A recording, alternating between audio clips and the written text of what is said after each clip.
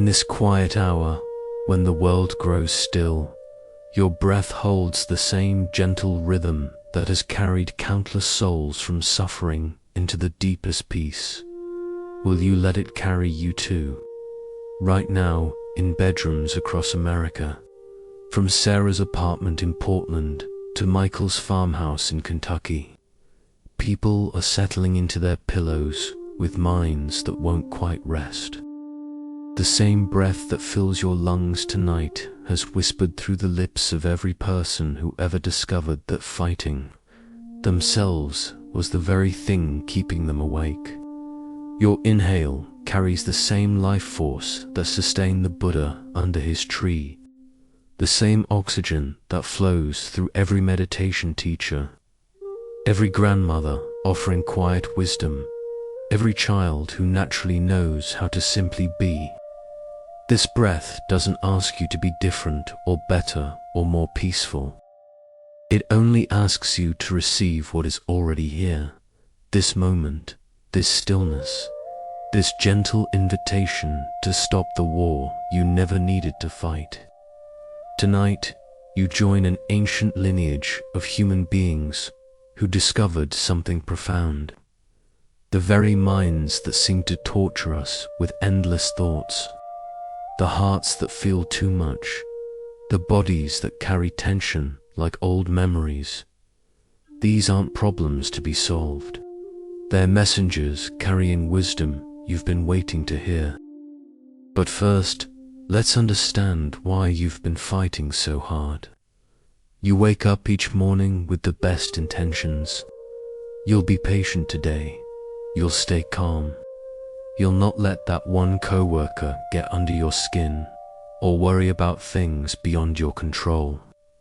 Then life happens. The traffic doesn't cooperate. Your phone buzzes with demands. Someone says something that hits an old wound. Before you know it, you're back in that familiar state of inner struggle. Sound familiar? Here in this gentle space between waking and sleeping, you can finally see what's been happening. Your mind learned early that resistance equals safety.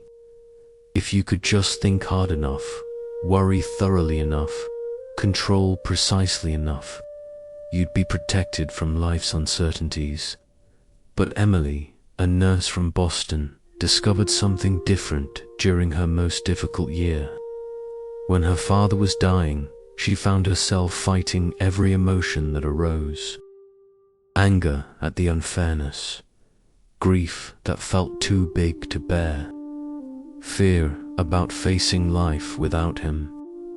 One evening, exhausted from the internal battle, she simply stopped fighting. She let herself feel everything without trying to fix it or make it different. In that moment of surrender, something shifted. The emotions didn't disappear, but they stopped being her enemy. She learned what ancient wisdom has always taught. What you resist persists, but what you welcome has space to move through you and transform. Think about water for a moment. When it encounters a rock in its path, it doesn't become frustrated or angry.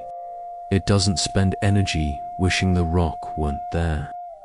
Water simply flows around, over or through, finding its way without resistance.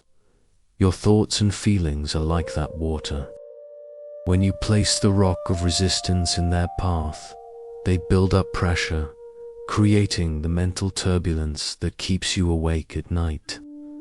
But when you allow them to flow naturally, they move through you like gentle streams returning to the sea. This isn't about becoming passive or giving up on positive change. It's about understanding the difference between wise action and futile struggle, between responding and reacting, between engaging with life and fighting against it. Consider David, a teacher from Chicago, who spent years battling anxiety attacks. Every time one began, he would tense up, tell himself to stop, try to think his way out of it. The harder he fought, the stronger the anxiety became.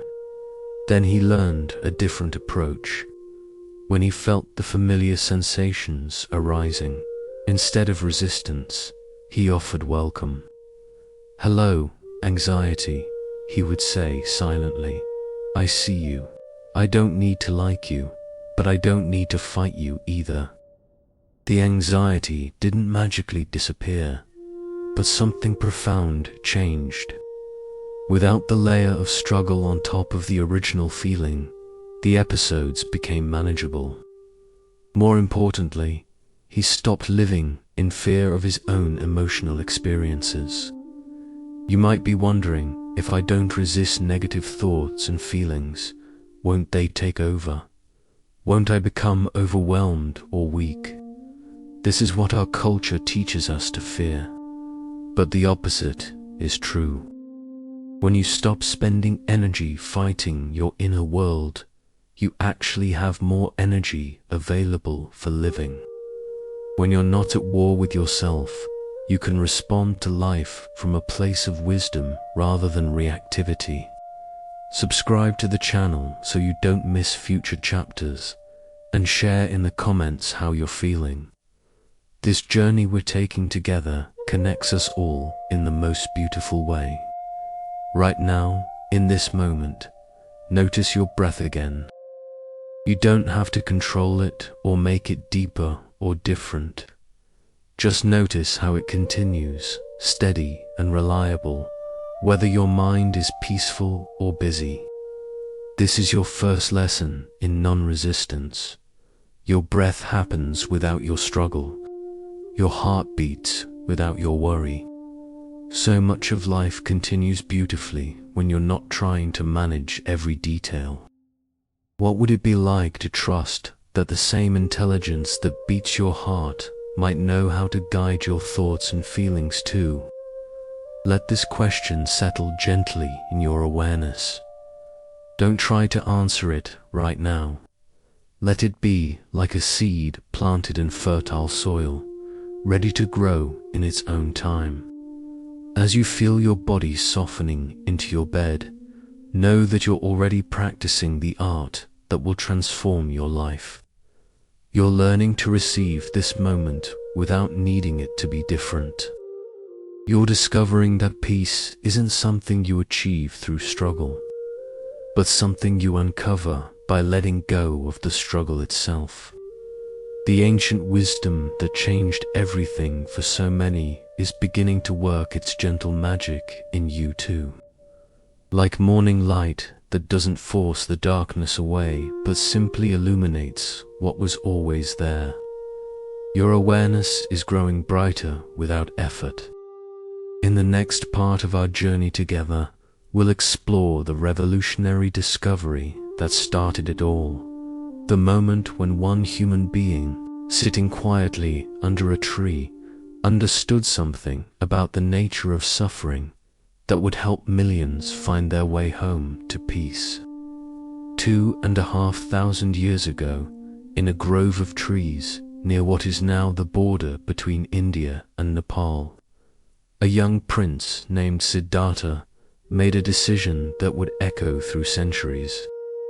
He had tried everything his world offered for finding peace: luxury and pleasure, extreme asceticism and self-denial, philosophical debates and spiritual practices. Yet something essential remained missing: a deep understanding of why human beings suffer, and more importantly, how that suffering could end. So he sat down beneath a Bodhi tree and made a simple commitment. He would remain there until he understood the truth about human suffering, no matter how long it took. What he discovered in those quiet hours changed not just his own life, but offered a path that millions would follow toward genuine peace. Tonight, as you rest here in your own quiet space, you're connected to that same timeless moment of discovery. The breath moving through your body carries the same life force that sustained him through that profound awakening. The awareness that notices your thoughts is the same consciousness that illuminated his understanding. You don't need to sit under a tree or become a monk to access this ancient wisdom. It's already alive within you, waiting to be recognized. The Buddha's first insight was startling in its simplicity.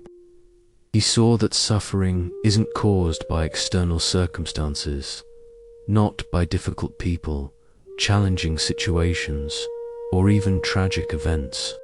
Suffering arises from our relationship to these experiences. More specifically, suffering comes from wanting things to be different than they are. This might seem obvious, but let its implications settle into your awareness.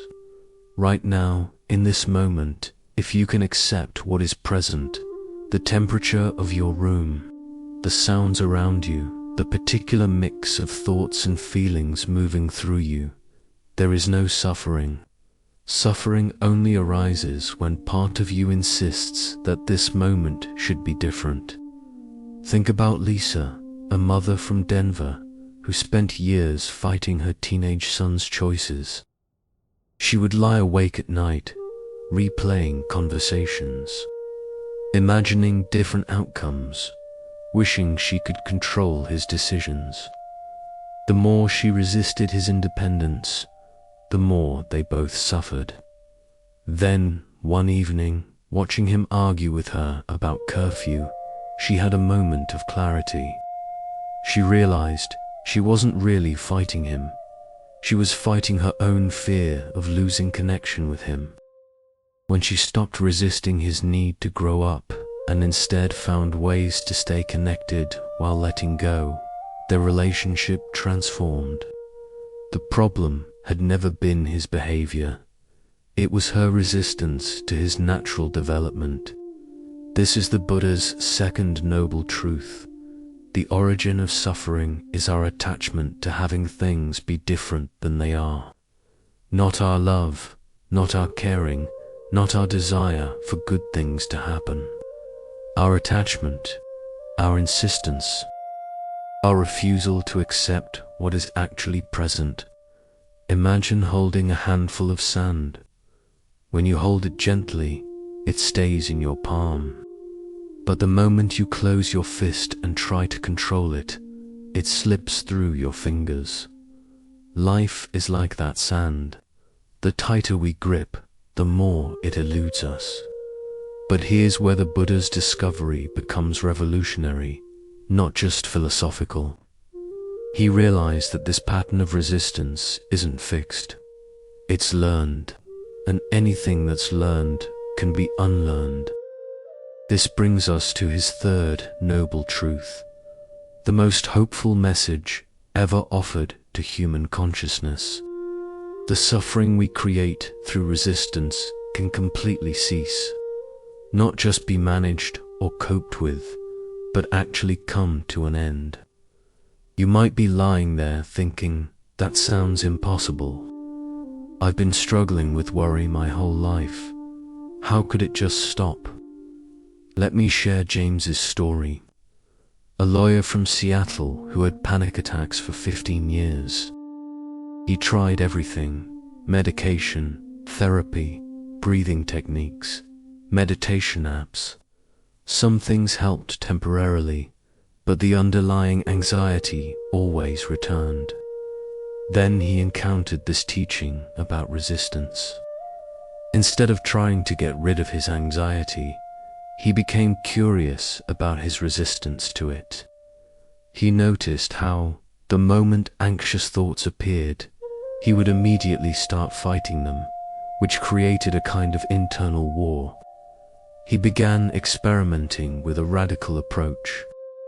When anxiety arose, instead of resistance, he offered space. Anxiety, you're welcome here. I don't need to like you, but you don't have to leave for me to be okay. Something profound shifted. Without the resistance feeding it, the anxiety began losing its power over him. Not overnight, but gradually, like morning mist dissolving in sunlight. This is what the Buddha discovered. When you stop feeding suffering with resistance, it naturally begins to fade. The fourth noble truth provides the practical path. There is a way to live that gradually dissolves the habit of resistance and cultivates the natural peace that is always present beneath our struggles. This path isn't complicated, though it requires gentle persistence. It involves learning to see clearly what creates suffering and choosing differently, not through force or willpower, but through understanding and compassion. As you rest here tonight, you're already walking this path. Every moment you allow this experience to be what it is without needing to change it, you're practicing the art of non-resistance. Notice right now, are you trying to make yourself more relaxed, more peaceful, more sleepy? This is natural, but see if you can let go of even these gentle efforts. What if you could be completely okay with however awake or restful you feel in this moment? This isn't giving up on peace. It's discovering that peace was never something you had to create through effort. It's what naturally emerges when you stop creating its opposite through resistance.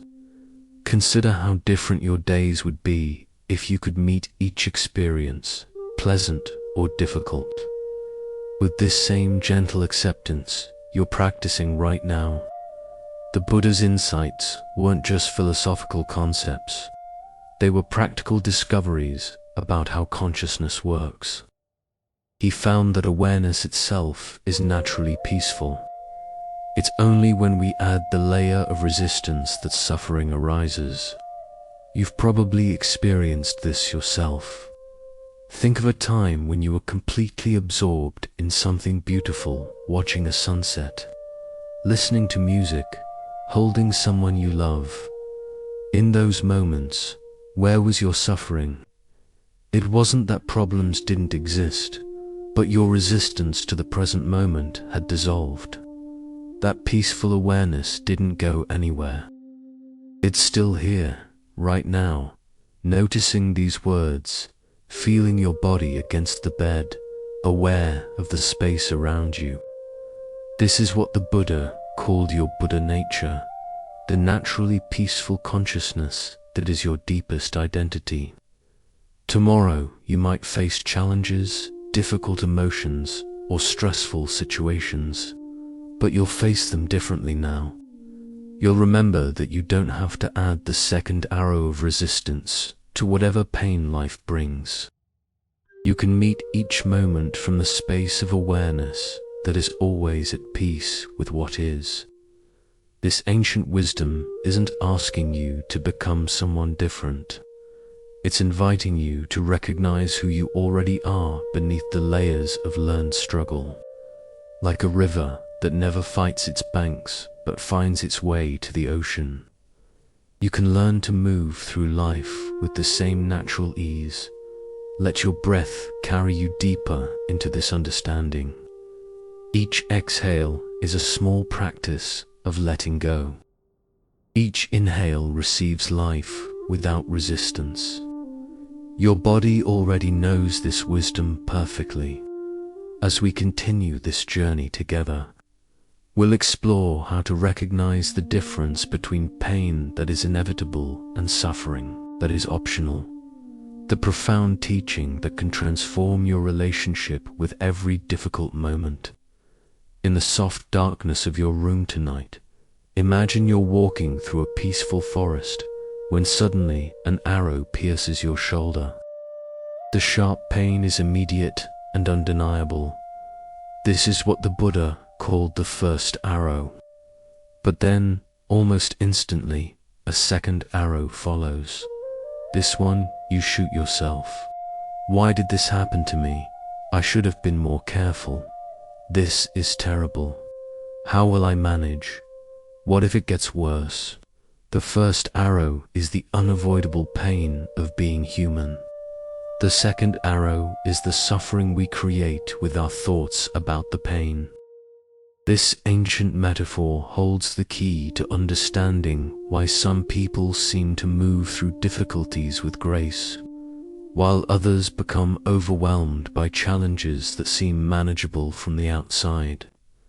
Tonight, as you settle into the gentle rhythm of rest, you're learning to recognize these two arrows in your own experience. More importantly, you're discovering that while you can't always avoid the first arrow, you have complete choice about the second. Sarah, a teacher from Phoenix, understood this deeply after her divorce. The end of her marriage was genuinely painful. That was the first arrow. Loss, disappointment, and grief are natural human experiences that come with loving deeply. But for months, Sarah shot herself with second arrows constantly. I should have seen the signs earlier. I'm a failure at relationships. I'll never find love again. Everyone else's marriages work out. These thoughts didn't help her heal from the divorce. They created additional layers of suffering that had nothing to do with the actual loss she was grieving. One quiet evening, much like this one, Sarah recognized the difference. She could feel sad about her marriage ending without believing stories about her worth as a person. She could grieve what was lost without predicting a future full of loneliness. When she stopped shooting the second arrows, something beautiful happened. The natural sadness of loss was still present, but it felt clean somehow, pure, like rain that falls without apology and then nourishes new growth. This is what happens when you learn to distinguish between pain and suffering. Pain has a natural beginning, middle, and end. It serves a purpose, alerting you to problems, helping you process loss, motivating necessary changes. But suffering, the second arrow, can continue indefinitely. It feeds on itself, growing stronger with each worried thought, each story about what should have been different, each comparison with others who seem to have it easier. Right now, as you rest in this peaceful moment, notice if there are any second arrows present in your experience. Are you thinking about tomorrow's challenges with resistance? Replaying today's difficulties with judgment? Wishing your body felt different, your mind more quiet, your circumstances more settled? These aren't bad thoughts, but they are second arrows, and you can gently set them down. Marcus, a nurse from Atlanta, discovered this during his night shifts. Working in intensive care, he regularly witnessed pain that couldn't be avoided, the first arrow of human existence. But he noticed that some patients seemed to suffer much less than others, even with similar conditions. The difference wasn't in their medical situation. It was in their relationship to what they were experiencing. Some patients fought every moment of discomfort, creating mental stories about unfairness, catastrophizing about the future, comparing their recovery to others. These second arrows made their hospital stay exponentially more difficult. Others, often the ones who surprised everyone with their resilience, seemed to have learned something profound. They felt their physical pain without adding layers of mental suffering. They could be sad about their illness without telling themselves stories about what it meant about their worth or their future. Marcus began applying this wisdom to his own life. When work was stressful, he practiced feeling the natural pressure without telling himself he should be handling it better. When his father criticized his choices, he felt the hurt without creating stories about never being good enough. The first arrows still came, as they do for everyone. but the absence of second arrows transformed his experience completely. This might sound simple, but it requires a kind of gentle vigilance. Our minds have been trained since childhood to shoot second arrows automatically. Someone cuts us off in traffic, and before we know it, we're not just dealing with the momentary inconvenience. We're creating stories about rude people, the decline of society, how nothing ever goes smoothly. The traffic situation was a small first arrow. The mental commentary was a dozen second arrows that created far more suffering than the original inconvenience. Learning to pause in that space between the first arrow and the second is perhaps the most transformative skill you can develop. Think about your own life for a moment. What's a recent situation where you experienced a first arrow, something genuinely challenging or disappointing? Now, can you sense how many second arrows you added? Stories about what it meant, predictions about the future, judgments about how you should have handled it differently. This isn't about criticizing yourself for those second arrows. That would just be another second arrow. It's about developing the awareness to recognize them and the compassion to gently set them down. Jennifer, a mother from Portland, practiced this when her son was diagnosed with a learning difference. The diagnosis itself brought natural concerns. The first arrow of loving a child who might face challenges. But Jennifer noticed herself shooting second arrows immediately. I should have caught this earlier. What will people think? His future is ruined. I've failed as a mother. When she recognized these as second arrows, she could return her attention to what was actually needed, supporting her son, finding good resources, advocating for his needs. The energy she had been spending on self-blame and catastrophic thinking became available for useful action. The beautiful thing about understanding the two arrows is that it doesn't minimize real pain. When something genuinely difficult happens, you feel it fully.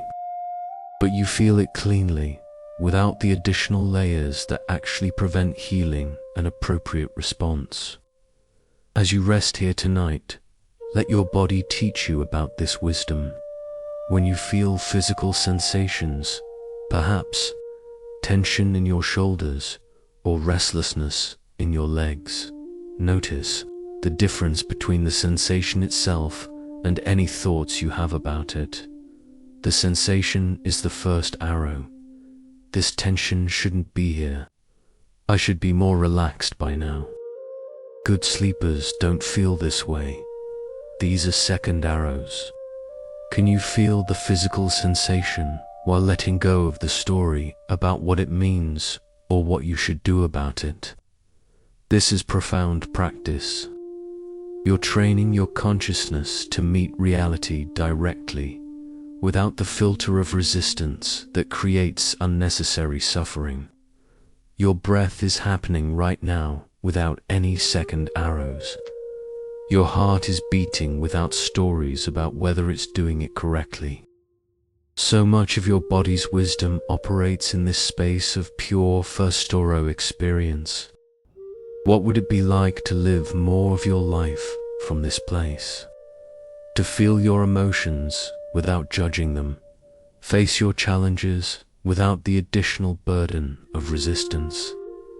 Experience your relationships without the constant commentary about how they should be different. This is what the Buddha discovered, that beneath all our stories and struggles is a natural peace that comes from meeting life directly, one moment at a time, without the second arrows that transform inevitable pain into optional suffering. Tonight, as you drift towards sleep, you can practice this with each thought that arises. Notice which thoughts are about what's actually happening right now. and which are second arrows about what those experiences mean or how they should be different. You're learning to live with the graceful acceptance of someone who understands that the first arrows of life are not problems to be solved, but experiences to be met with wisdom and compassion. This understanding prepares us to discover the sanctuary that's always available to you, the home you can return to whenever the arrows start flying. Your body holds ancient wisdom about how to find peace in any moment, while your mind travels through memories of the day, worries about tomorrow, or stories about what should be different. Your body remains perfectly here, right now, in this moment, breathing, sensing, simply being. Your body never left the present moment, even when your thoughts journeyed across time and space. It has been patiently waiting here, like a faithful friend, offering you a sanctuary you can return to whenever the mental world becomes too noisy. Tonight, as you rest in the gentle darkness, let's discover the profound wisdom your body holds, wisdom that can anchor you in peace no matter what storms might be moving through your mind. Feel the weight of your body against the bed. This isn't just physical matter. This is your direct connection to the present moment, your pathway home from the land of thoughts and worries into the reality of here and now. Every spiritual tradition recognizes the body as sacred, not because it's perfect or without challenges, but because it's where consciousness meets the physical world. It's where the infinite expresses itself in finite form, where the eternal experiences the temporary. Your breath, moving in and out without your conscious control, connects you to the same life force that animates every living thing. The heartbeat in your chest echoes the rhythm that has sustained human life for thousands of generations. You carry ancient wisdom in your very cells. Christina, a therapist from Denver, discovered this during a particularly difficult period when her anxiety seemed unmanageable. Her mind would race with worries about her clients, her relationships, her future. Traditional techniques felt overwhelming because they required her to think her way out of overthinking. Then she learned something simple yet profound. Instead of trying to control her thoughts, she began returning her attention to physical sensations. The feeling of her feet on the ground, the sensation of air entering her nostrils, the gentle rise and fall of her chest. Her body became her refuge. No matter how chaotic her mental world became, she could always return to the simple reality of physical presence. The anxiety didn't disappear, but it no longer controlled her life. This isn't about escaping into the body to avoid difficult emotions. It's about finding the stable ground from which you can meet any experience with greater ease. Think of your body as a lighthouse. Storms may rage around it, thoughts of uncertainty, waves of emotion, winds of change, but the lighthouse itself remains steady, its foundation reaching deep into solid ground. Right now, notice the temperature of the air touching your skin. Feel the texture of your sheets or blankets. Sense the gentle support of your pillow. These aren't distractions from spiritual awareness. They are doorways into it. Your body knows how to be present in ways your mind is still learning. It doesn't worry about the breath that already happened or the heartbeat that's coming next. It simply receives each sensation as it arises, without commentary or resistance. This is what Buddha meant by mindfulness. Not thinking clearly about experience, but feeling it directly. Not analyzing the present moment, but inhabiting it fully. Daniel, a carpenter from North Carolina, understood this through his work. When he was focused on the grain of wood beneath his hands, the weight of his tools, the precision required for each cut, his chronic worry would fade into the background. His body taught him something his mind couldn't grasp through thinking alone. Peace wasn't something to be achieved in the future through solving all his problems. It was available right now through complete presence with whatever he was doing. He began applying this to everyday activities. Washing dishes became a practice of feeling warm water and smooth surfaces. Walking became awareness of his feet connecting with the earth. Even difficult conversations became opportunities to notice his breathing and posture while remaining present with the other person. The body offers countless doorways into the present moment. The sensation of your tongue resting in your mouth, the feeling of your clothes against your skin, the gentle pulsing of blood through your veins. These aren't just physical sensations. They are invitations into a different way of being, one that doesn't depend on your circumstances being perfect or your thoughts being peaceful. Right now, without changing your position, simply notice 5 physical sensations you can feel. Don't describe them mentally or judge whether they're pleasant or unpleasant. Just receive them with the same gentle attention you might give to soft music. This is your body teaching you about non-resistance.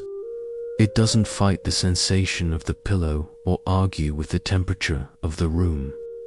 It simply experiences what is present without adding the layer of mental commentary that creates suffering. Your nervous system, when it's not activated by mental resistance, naturally tends toward calm. Your muscles, when they're not holding tension from mental worry, naturally release into softness. Your breathing, when it's not affected by anxious thoughts, naturally deepens and slows. Peace isn't something you have to import from outside yourself. It's the natural state that emerges when you stop interfering with your body's innate wisdom. Maria, a nurse from Houston, learned this during her night shifts. Working in emergency medicine, she regularly faced high-stress situations that could easily overwhelm her nervous system. But she discovered that her body could remain calm even in chaos if she stayed connected to physical sensation rather than getting lost in mental stories about the stress.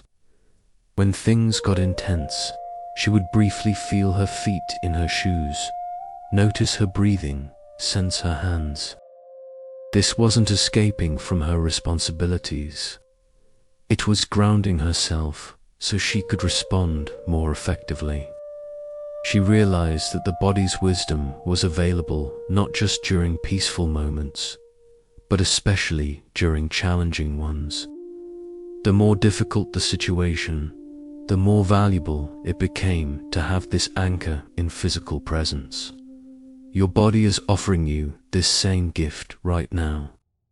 As you lie here, it's demonstrating how to exist without resistance, how to receive each moment fully, how to be completely present without effort. Notice how your body breathes without trying to breathe correctly, how your heart beats without worrying about beating well enough, how your cells regenerate without anxious oversight. There's a deep intelligence at work that knows how to maintain life without your conscious management. This same intelligence can guide your emotional and mental life if you learn to trust it the way you trust your body to digest food or heal cuts without your direction. The ancient practice of body awareness isn't about becoming more physical or less spiritual. It's about recognizing that the spiritual and physical are not separate. Your body is where consciousness is having this human experience. It's sacred ground. As you rest here tonight, Let your body be your teacher in the art of presence. Let it show you how to exist without struggle, how to receive each moment without resistance, how to be perfectly yourself without effort. Feel how your body naturally settles deeper into rest when you stop trying to make it relax. Notice how your breathing becomes more peaceful when you stop managing it. Observe how your mind grows quieter when you give it the stable foundation of physical awareness to rest upon. This is your body offering you one of its greatest gifts, the ability to return home to the present moment, no matter how far your thoughts might have wandered. Tomorrow you'll face the world again, but you'll carry this sanctuary with you. In any moment of stress or overwhelm, you can return your attention to the simple reality of physical sensation and find yourself back in the peace that was never actually missing. Your body holds the memory of every moment of peace you've ever experienced, and it's ready to guide you into even deeper levels of rest and presence as we continue this journey together. From the moment you could walk, you absorbed invisible lessons about how to move through the world. Messages whispered through family conversations, shouted through advertising, embedded in school systems, woven into the very fabric of daily life. Fight for what you want. Don't give up. Push through. Control your emotions. Work harder. Try harder. Be stronger. These aren't necessarily bad messages, but they created something profound in your nervous system. The belief that life is essentially a problem to be solved through effort and resistance. Tonight, in the gentle quiet of your room, you can finally see how these cultural patterns have shaped your relationship with your own inner world. More importantly, you can begin to recognize that another way is possible. Think about the language we use every day. We fight depression, battle anxiety, struggle with relationships, wrestle with decisions. We're at war with our weight, combat stress, overcome obstacles. Even relaxation becomes something to work at, peace something to achieve. This military metaphor has become so natural that we rarely notice it. But language shapes consciousness, and consciousness shapes experience. When you approach your inner life as a battlefield, you guarantee that suffering will be your experience. Rebecca, a social worker from Minneapolis, spent years wondering why traditional self-help approaches left her feeling more exhausted rather than more peaceful. She would read books about positive thinking, attend workshops on stress management, practice techniques for controlling her emotions. The harder she worked at being happier, the more tired she became. She was fighting herself in the name of self-improvement, creating the very stress she was trying to eliminate. One evening, sitting in her car after a particularly overwhelming day, Rebecca had a moment of clarity. She realized she had been treating her own emotions like problems to be fixed, rather than natural responses to be understood. Instead of fighting her sadness about a difficult case, she allowed herself to feel it fully. Instead of pushing away anxiety about her workload, she let it be present while she breathed. Something shifted immediately. The emotions didn't disappear, but the struggle against them did.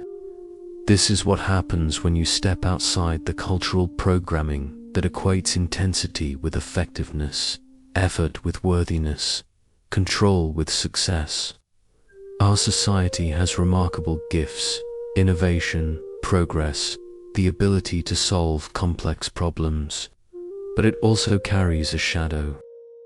The same mindset that builds bridges and cures diseases can become toxic when applied to the inner landscape of emotions and thoughts. You can't engineer your way to peace. You can't strategize your way to love.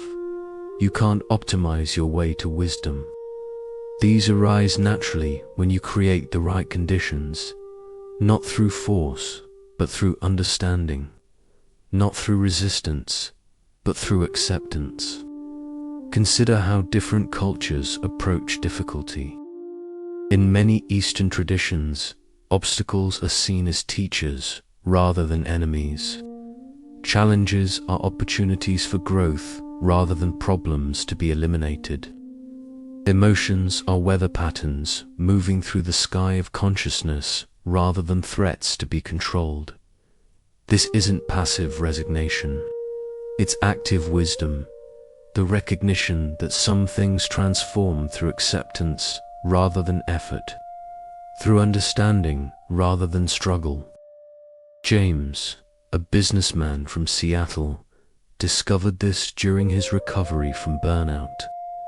He had spent decades approaching every challenge with the same formula: work harder, push through, maintain control. It had brought him professional success, but at the cost of his health, relationships, and inner peace. During his recovery, he began noticing how this approach affected his daily experience. When stuck in traffic, he would fight the delay instead of accepting it. When his teenage daughter was moody, he would try to fix her emotions instead of simply being present with her. He slowly began experimenting with a different way. When his computer crashed, instead of immediately jumping into problem-solving mode, he would pause and breathe. When a business deal fell through, instead of immediately strategizing recovery, he would first acknowledge his disappointment.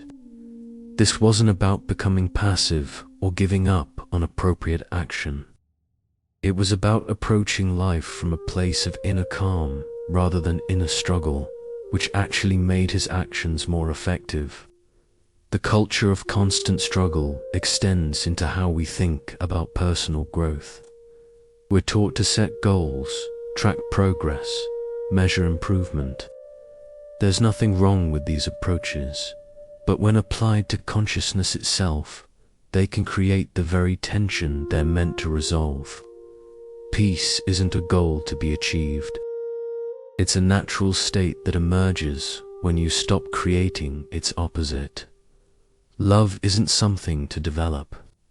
It's what flows naturally when barriers are removed. Wisdom isn't knowledge to be accumulated. It's clarity that arises when mental noise settles.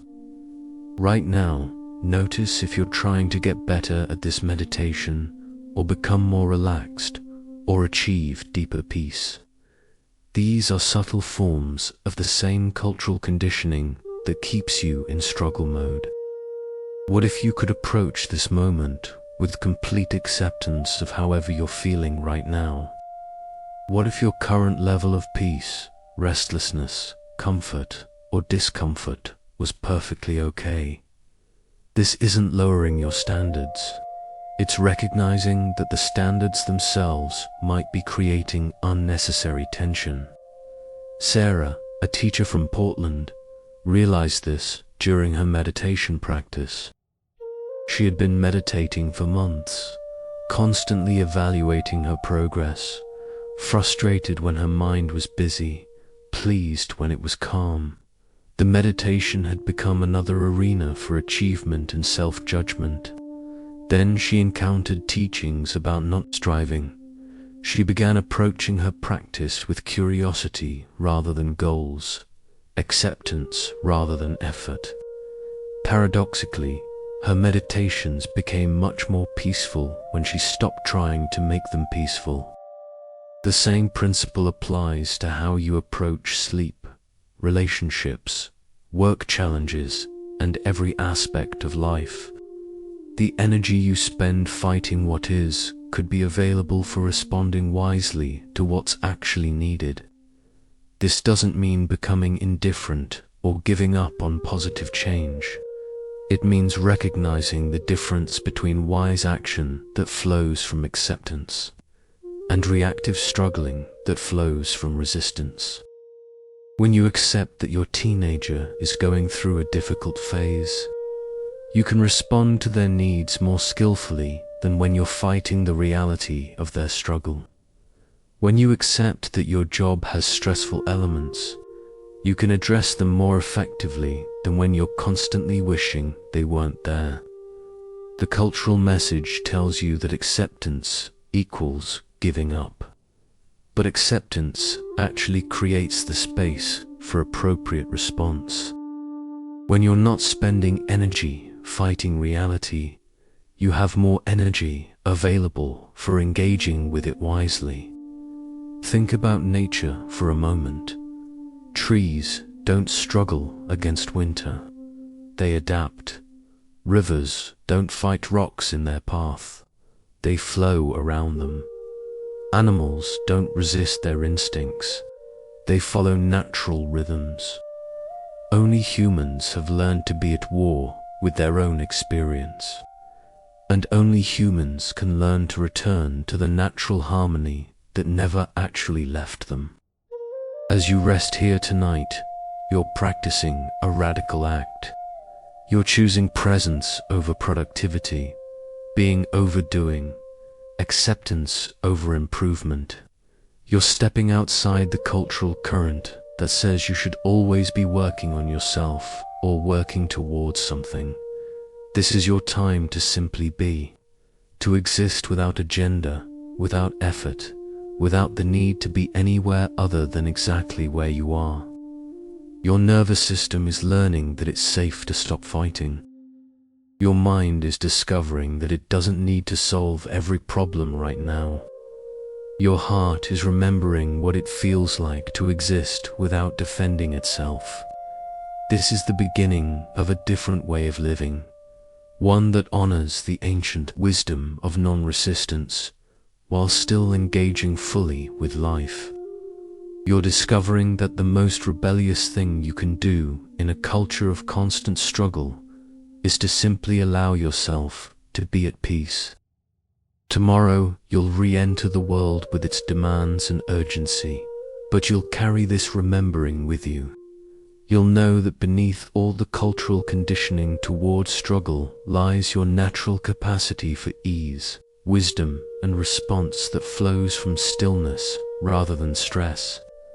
This understanding opens the door to stories of people who discovered what becomes possible when we let go of the need to fight our way through life.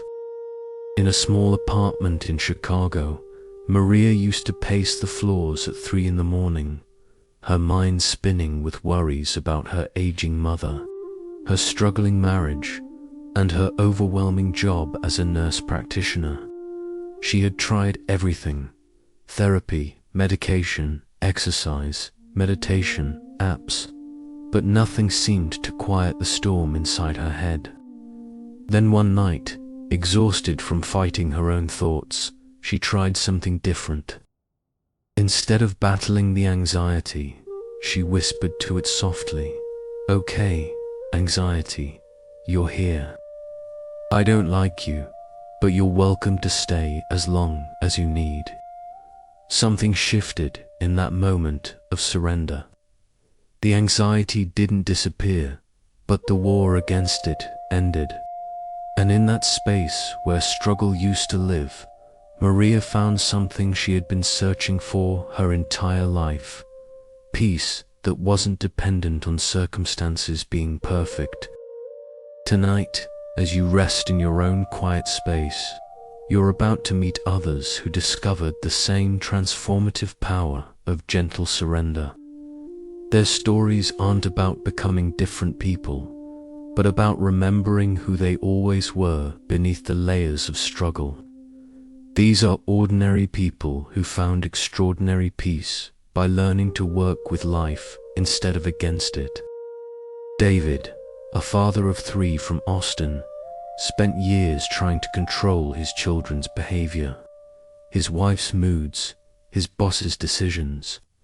He would lie awake, creating mental strategies for managing everyone else's responses, exhausting himself with scenarios he couldn't actually control.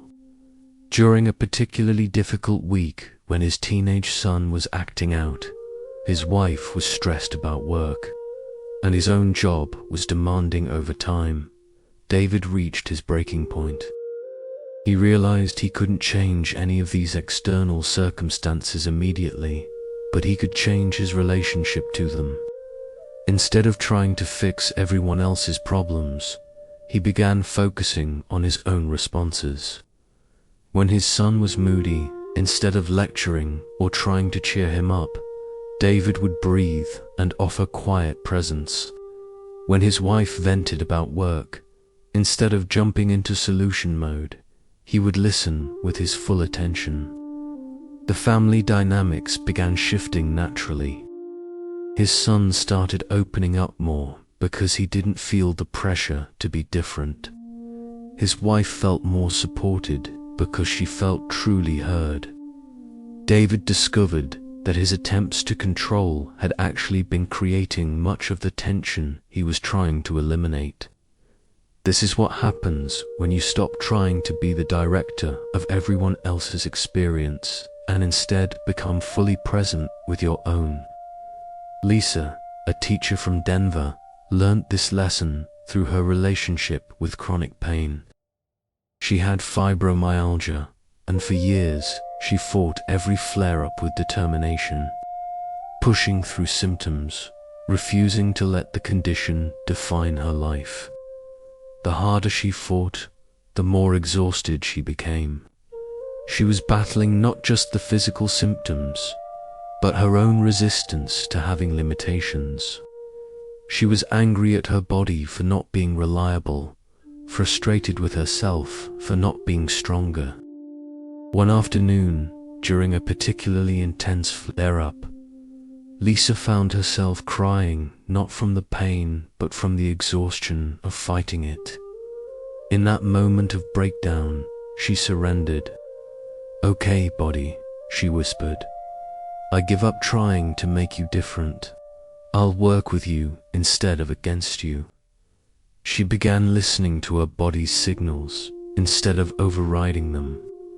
She rested when she needed rest, modified activities when necessary, and stopped judging herself for having limitations. Remarkably, as she stopped fighting her condition, the symptoms became more manageable. The pain was still present, but the suffering around it decreased dramatically. Lisa discovered something profound. Resistance to pain often creates more suffering than the pain itself. This principle extends beyond physical challenges to every aspect of human experience.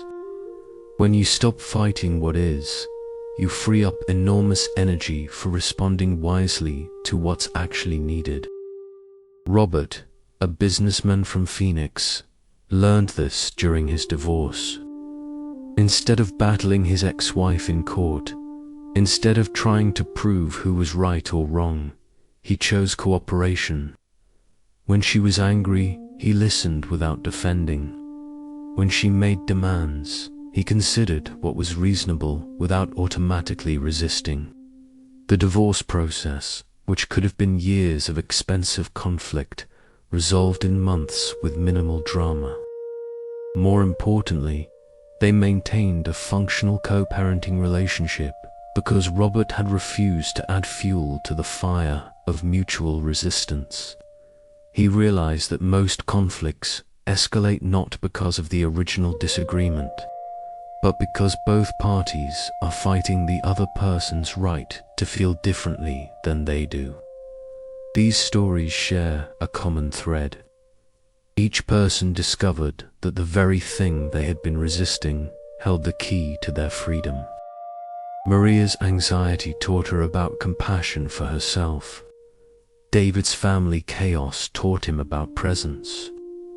Lisa's pain taught her about self-acceptance. Robert's divorce taught him about cooperation. What have you been resisting in your own life? What situation, emotion, or person have you been fighting against, hoping it would change if you just struggled hard enough? Right now, in the gentle darkness of your room, can you bring that struggle to mind without immediately trying to solve it? Can you feel what it's like to stop fighting, even for just this moment? This isn't about giving up on positive change. It's about recognizing that the energy you spend fighting reality could be redirected toward engaging with reality more skillfully. Jennifer, a mother from Seattle, learned this with her son's learning differences. Instead of fighting the school system, denying the challenges, or pushing her son to be different than he was, she embraced his unique way of processing the world. She became his advocate rather than his critic, his supporter rather than his corrector. She found resources that worked with his strengths instead of constantly focusing on his weaknesses. Her son's confidence grew because he felt accepted rather than constantly inadequate. Jennifer discovered that acceptance doesn't mean lowering expectations. It means meeting reality so clearly that you can respond to what's actually needed rather than what you wish were needed. This gentle surrender that these people discovered isn't weakness. It's profound intelligence, the wisdom to recognize what can be changed and what needs to be accepted, and the courage to work skillfully with both. As you lie here tonight, your body is already demonstrating this wisdom. Your heart beats without your resistance. Your breath flows without your struggle. Your cells regenerate without your oversight. So much of life happens beautifully when you're not interfering with it. Your thoughts can learn the same natural flow. Your emotions can move through you like weather patterns across an open sky. Your relationships can find their natural rhythm when you stop trying to choreograph every interaction. This doesn't happen overnight, but it begins with moments like this one. Moments when you practice allowing your experience to be what it is, without the commentary, without the improvement project, without the struggle. Notice right now if you're trying to feel more peaceful, more sleepy, more spiritual. Can you let go of even these gentle efforts and simply receive whatever experience is here? This is how surrender works, not as a grand gesture, but as a series of small moments when you choose acceptance over resistance, presence over struggle, wisdom over force. Each person whose story you've heard tonight started exactly where you are now, tired of fighting, ready for something different, willing to try a new way. They discovered that the peace they had been searching for wasn't hidden in some perfect future moment, but available right here, right now, through the simple act of letting go. As we continue this journey together, you'll discover how this ancient wisdom translates into practical guidance for every aspect of modern life, starting with the timeless truths that have guided seekers toward peace for thousands of years. 2,500 years ago, the Buddha offered 4 simple truths that hold the power to transform every difficult moment you'll ever face.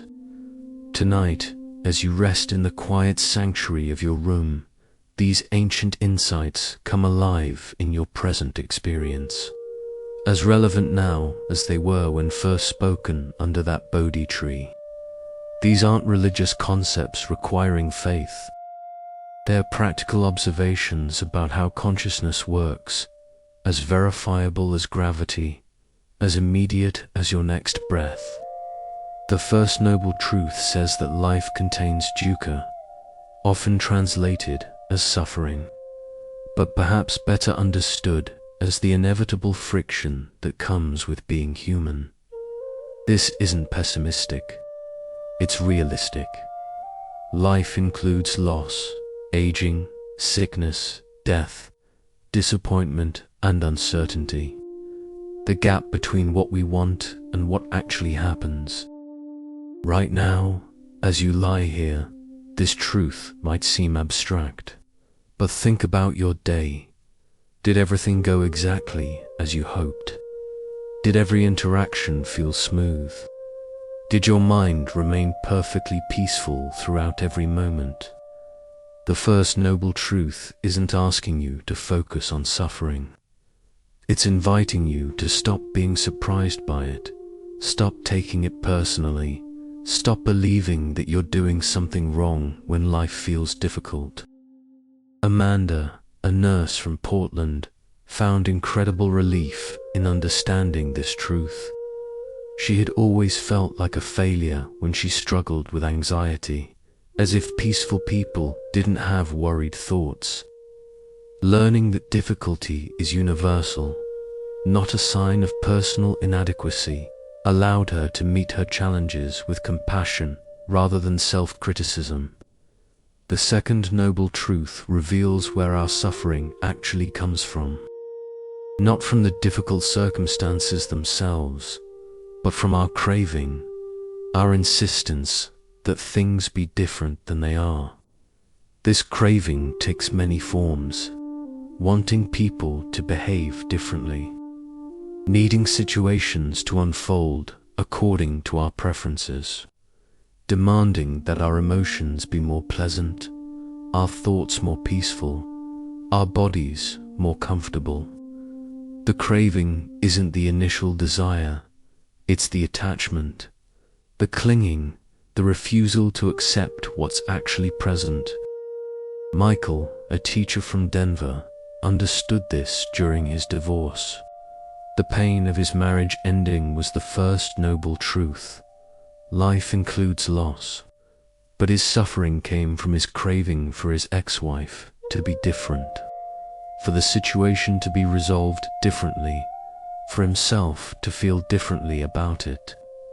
When he recognized the difference between the unavoidable pain and his resistance to that pain, everything shifted. He could grieve the loss without fighting the reality of it. This is the profound insight of the second noble truth. Most of your suffering comes not from what's happening, but from wanting what's happening to be different. Right now, notice if there's any craving present in your experience. Are you wanting to feel sleepier, wishing your mind were quieter, hoping tomorrow will be easier than today? This isn't wrong, but see if you can recognize these as examples of the craving that creates suffering. The third noble truth offers the most hopeful message ever given to human consciousness. This suffering can completely cease, not just be managed or endured, but actually come to an end. This cessation happens not through getting everything you want, but through releasing the craving that creates suffering in the first place. Sarah, a mother from Boston, experienced this during her son's teenage years. She spent months suffering because she wanted him to be more communicative, more respectful, more focused on school. The more she craved these changes, the more both of them suffered. Then she practiced letting go of her agenda for who he should be and instead became present with who he actually was. The cessation of her craving didn't change his behavior immediately, but it ended her suffering about his behavior.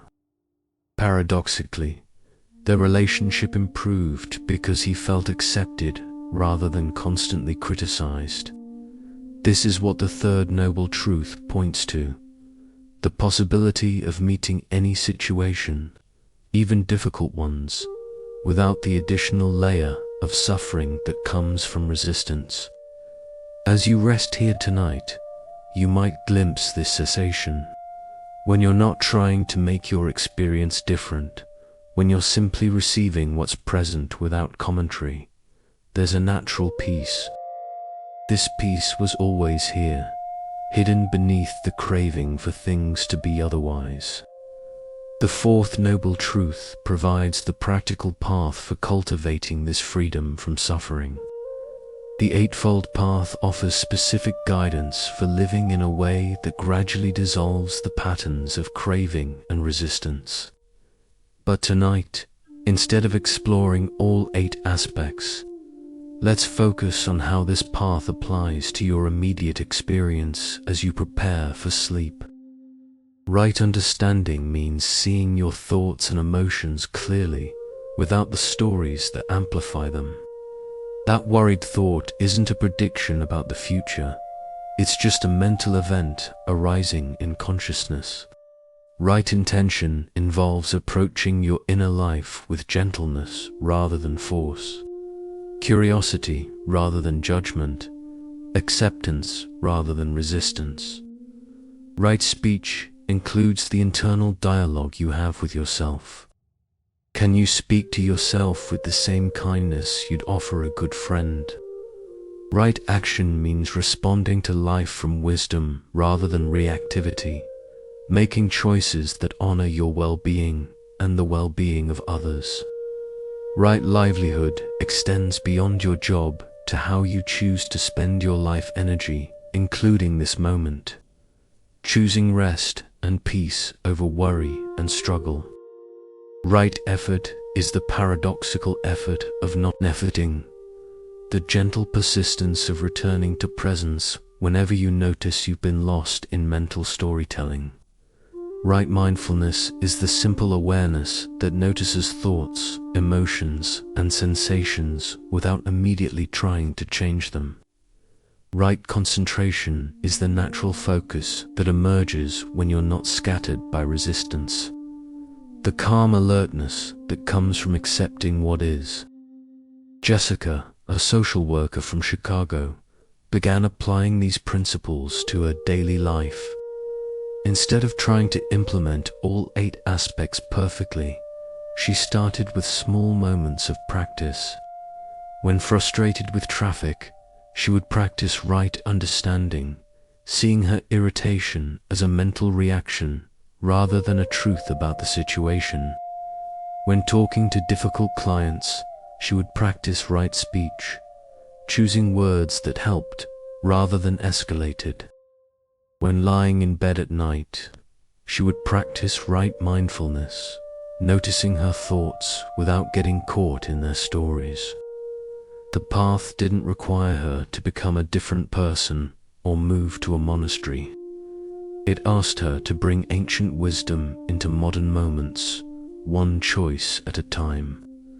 This is how the 4 noble truths come alive in your own experience. Not as philosophy to understand intellectually, but as practical guidance for meeting each moment with greater wisdom and peace. Right now, you're practicing all 4 truths simultaneously. You're acknowledging that this day included some form of difficulty or friction. The first truth, you're recognizing any subtle ways you might be wanting this moment to be different. The second truth, you're experiencing glimpses of peace that come when you're not fighting. You're experiencing the third truth, and you're walking the path that leads to greater freedom. The fourth truth. These truths don't require you to believe anything. They invite you to experiment, to notice, to discover for yourself what happens when you meet life with less resistance and more acceptance. Tomorrow, you'll face new challenges, but you'll meet them differently. You'll remember that difficulty is part of the human experience, not evidence of personal failure. You'll recognize your craving for things to be different as the source of much suffering. You'll know that peace is available even in imperfect circumstances, and you'll have practical tools for choosing wisdom over reactivity. The ancient path that guided the Buddha to awakening is the same path available to you right now, not as a distant goal to achieve, but as a way of being that transforms every ordinary moment into an opportunity for freedom. As we journey deeper into this wisdom together, we'll discover how the principle of Wu Wei, effortless action, can revolutionize not just how you sleep, but how you live. There's a way of moving through life that ancient Chinese wisdom calls Wu Wei, literally meaning non-action or effortless action. It's the art of accomplishing everything necessary while struggling with nothing unnecessary. Tonight, as you rest in the gentle darkness, your body is already demonstrating Wu Wei perfectly. Your heart beats without strain. Your breath flows without effort. Your cells regenerate without stress. Life maintains itself through natural intelligence rather than forced control. Wu Wei isn't about becoming passive or indifferent. It's about learning to distinguish between the actions that flow from wisdom and the struggles that flow from resistance.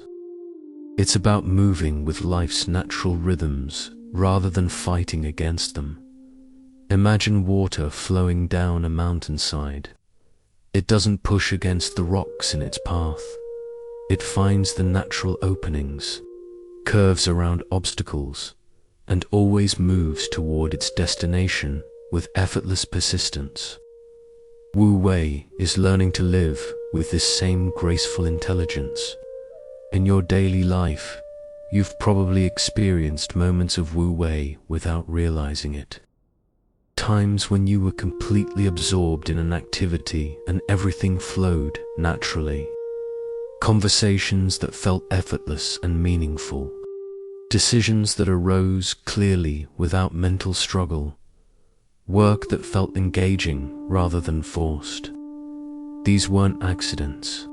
They were glimpses of what becomes possible when you stop fighting life and start dancing with it. Elena, a graphic designer from San Francisco, discovered Wu Wei during the most stressful period of her career. She was working on a major project with impossible deadlines, demanding clients, and creative blocks that left her staring at blank screens for hours. The harder she tried to force inspiration, the more elusive it became. She would stay late at the office, pushing through fatigue, battling her own mind to produce ideas. The work she created during these forced sessions felt stiff and uninspired. One evening, exhausted from the struggle, Alina decided to try something different. Instead of forcing creativity, she would create space for it. She took walks in nature, practiced simple breathing exercises, and allowed her mind to rest rather than constantly demanding output. Something remarkable happened. Ideas began flowing naturally. Colors and compositions appeared in her awareness without effort. The work she produced came easily and felt inspired. She completed the project ahead of schedule while working fewer hours than usual. Alina had discovered the paradox of Wu Wei. By trying less, she accomplished more. By forcing nothing, everything flowed naturally. This principle applies to every aspect of human experience. Relationships flourish through Wu Wei when you stop trying to control others and instead offer authentic presence. Conversations deepen when you listen from genuine curiosity rather than waiting for your turn to speak. Marcus, a father from Portland, learned this with his teenage daughter. For years, their interactions had been tense because he was constantly trying to guide, correct, or improve her choices. Every conversation became a subtle power struggle. Then Marcus began practicing Wu Wei in their relationship. Instead of immediately offering advice, he would listen completely. Instead of trying to change her perspective, he would understand it. Instead of pushing for connection, he would create space for it to arise naturally. Their relationship transformed. His daughter began seeking his advice because she felt heard rather than judged. She shared more because she didn't feel constantly corrected. The connection Marcus had been trying so hard to create emerged naturally when he stopped forcing it. Wu Wei teaches us that many of the things we want most, peace, love, creativity, understanding, cannot be grasped directly.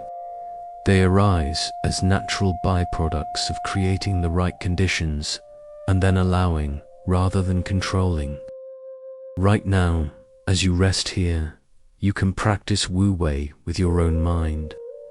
Notice if you're trying to think peaceful thoughts or make yourself feel calm. See if you can let go of these subtle efforts and simply allow your experience to be whatever it is. This isn't giving up on peace. It's recognizing that peace emerges naturally when you stop creating its opposite through mental effort. Your breath demonstrates Wu Wei constantly. You don't have to remember to breathe or force your lungs to work properly. There's an intelligence that manages this perfectly without your conscious intervention. The same intelligence can guide your thoughts and emotions if you learn to trust it. Catherine, a therapist from Denver, applied Wu Wei to her work with difficult clients. Instead of trying to fix their problems or push them toward insights, she began creating spacious presence where healing could occur naturally. She found that clients made breakthroughs not when she was working hardest to help them, but when she was most present and accepting of exactly where they were. Her effectiveness increased as her effort decreased. This taught Catherine something profound about human nature. People heal and grow naturally when they feel truly accepted rather than constantly improved upon. The ancient Tao Te Ching says, "Nothing in the world is softer than water, yet nothing is better at overcoming the hard and strong." Wu Wei embodies this softness that's more powerful than force, this gentleness that accomplishes more than aggression. Think about the areas of your life where you've been using force, trying to make relationships work, pushing for career advancement, struggling to feel better about yourself. What would it look like to approach these areas with the flowing intelligence of water? This doesn't mean becoming passive or stopping all effort. It means distinguishing between wise action and futile struggle, between responding and reacting, between engaging skillfully and forcing outcomes. James, a businessman from Austin, learned this distinction during a challenging period when his company was struggling. His initial response was to work longer hours, hold more meetings, and try to control every variable that might affect the business. The more he pushed, the more stressed his team became. The harder he tried to force success, the more elusive it seemed. He was creating the very tension and dysfunction he was trying to prevent. Then James began applying Wu Wei to his leadership style. Instead of micromanaging, he created clear intentions and trusted his team's abilities. Instead of forcing decisions, he gathered information and allowed solutions to emerge naturally. Instead of pushing for immediate results, he focused on sustainable processes. The company not only recovered, but thrived. James discovered that leadership through Wu Wei was more effective than leadership through control because it allowed everyone's natural intelligence to contribute rather than suppressing it through force. Wu Wei in your personal life might look like approaching conflicts with curiosity rather than defensiveness, meeting your own emotions with acceptance rather than resistance, or making decisions from inner clarity rather than external pressure. As you lie here tonight, your entire being is demonstrating Wu Wei. Your body knows exactly how to rest without your management. Your mind can settle naturally without your control. your spirit can find peace without your effort. This natural intelligence is always available to you. In moments of stress, you can remember to breathe and allow rather than force. In difficult conversations, you can listen deeply rather than prepare responses. In challenging situations, you can pause and sense what wants to emerge rather than immediately strategizing. Wu Wei isn't a technique to master, but a way of being to embody. It's the art of living with the grain of life rather than against it, of dancing with circumstances rather than wrestling with them. The more you practice Wu Wei, the more you'll discover that life becomes easier, not because external circumstances improve, but because your relationship to those circumstances transforms. You learn to move through challenges with the same natural grace that carries water to the sea. Tomorrow brings its own opportunities to practice this ancient art. Moments when you can choose, flowing over forcing, allowing over controlling, wisdom over struggle. Each choice moves you closer to the effortless effectiveness that comes from aligning with life's natural intelligence.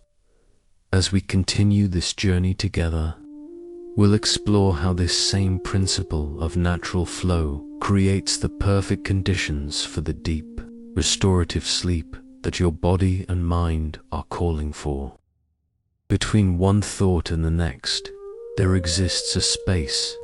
Between one breath and another, a moment of stillness. Between the sounds around you right now, an ocean of silence that holds everything in gentle embrace. Tonight, as you rest in the sanctuary of your room, this space between thoughts becomes your doorway into profound peace. Not the peace you have to create through effort, but the peace that was always here, waiting to be noticed. Most of the time, your attention moves so quickly from thought to thought that you miss these gaps entirely. Like someone so focused on the words in a book that they never notice the white space that makes reading possible. You've been so absorbed in mental activity that you've overlooked the awareness in which all thoughts arise and dissolve. But right now, in this quiet moment, you can begin to sense the vast spaciousness that surrounds every mental event in your inner world. Notice the next thought that appears in your mind. Don't try to control what it is or judge whether it's peaceful or agitated. Simply observe it, arising like a cloud appearing in an empty sky. Now notice what was present just before that thought appeared, and what remains after it passes away. This is the breathing space of consciousness, the natural pause that exists between all mental activity. Learning to rest in this space is one of the most profound gifts you can offer yourself. Rachel, a counselor from Minneapolis, discovered this during her meditation practice. She had been struggling with racing thoughts for months, becoming frustrated every time her mind wandered during meditation. She thought the goal was to stop thinking entirely, which only created more mental tension. Then her teacher introduced her to a different approach. Instead of trying to eliminate thoughts, she could become interested in the spaces between them. Instead of fighting mental activity, she could rest in the awareness that notices all mental activity. This small shift changed everything. Rachel realized she didn't need to have a perfectly quiet mind to experience deep peace. She could find rest in the spacious awareness that was always present, even when thoughts were active. This space between thoughts isn't empty in a vacant way. It's full of potential, alive with awareness, rich with the same peace that mystics and sages have pointed to for thousands of years. It's what meditation teachers call the gap, what poets describe as the pregnant pause, what lovers know in moments of perfect understanding. Your breath naturally creates these spaces. At the end of each exhale, before the next inhale begins, there's a moment of perfect stillness. At the top of each inhale, before the exhale starts, another pocket of peace. These aren't just physiological pauses. They're invitations into presence, doorways into the timeless awareness that is your deepest nature. David, a software engineer from Seattle, learned to use his breath as an anchor for finding these spaces throughout his busy workday. Whenever he noticed stress building, instead of immediately jumping into problem-solving mode, he would take 3 conscious breaths and rest in the natural pauses. These moments of spaciousness didn't solve his technical challenges, but they allowed him to approach problems from a place of calm clarity rather than anxious urgency. His code became cleaner, his communication with teammates improved, and his workdays felt less overwhelming. David had discovered that the breath offers countless opportunities throughout each day to return to the peace that exists in the space between thoughts. Right now, can you sense the awareness that is reading these words? This awareness isn't another thought, it's what notices all thoughts. It's not another feeling, it's what experiences all feelings. It's the constant presence that remains unchanged whether your mind is busy or calm, whether your emotions are pleasant or challenging. This awareness is like space itself, vast enough to hold everything without being disturbed by anything. Thoughts arise in it like birds flying through an open sky. Emotions move through it like weather patterns across a vast landscape. But the awareness itself remains spacious and unaffected. Maria, a teacher from Phoenix, found this understanding especially helpful when dealing with difficult students.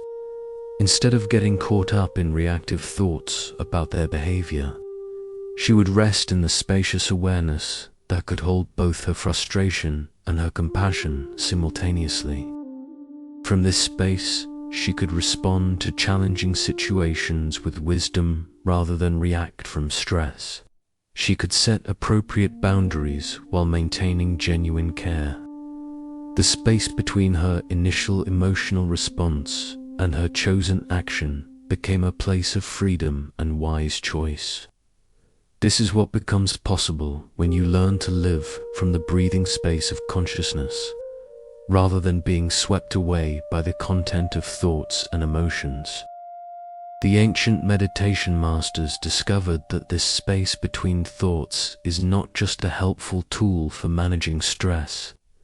It's a window into your true nature, the peaceful awareness that has been present throughout your entire life, watching every experience come and go without being diminished by any of them. Think back to your earliest memory. Can you sense that the awareness that was present then is the same awareness that is here right now? Despite all the changes in your body, your thoughts, your circumstances, something has remained constant. This witnessing presence that notices everything without being defined by anything.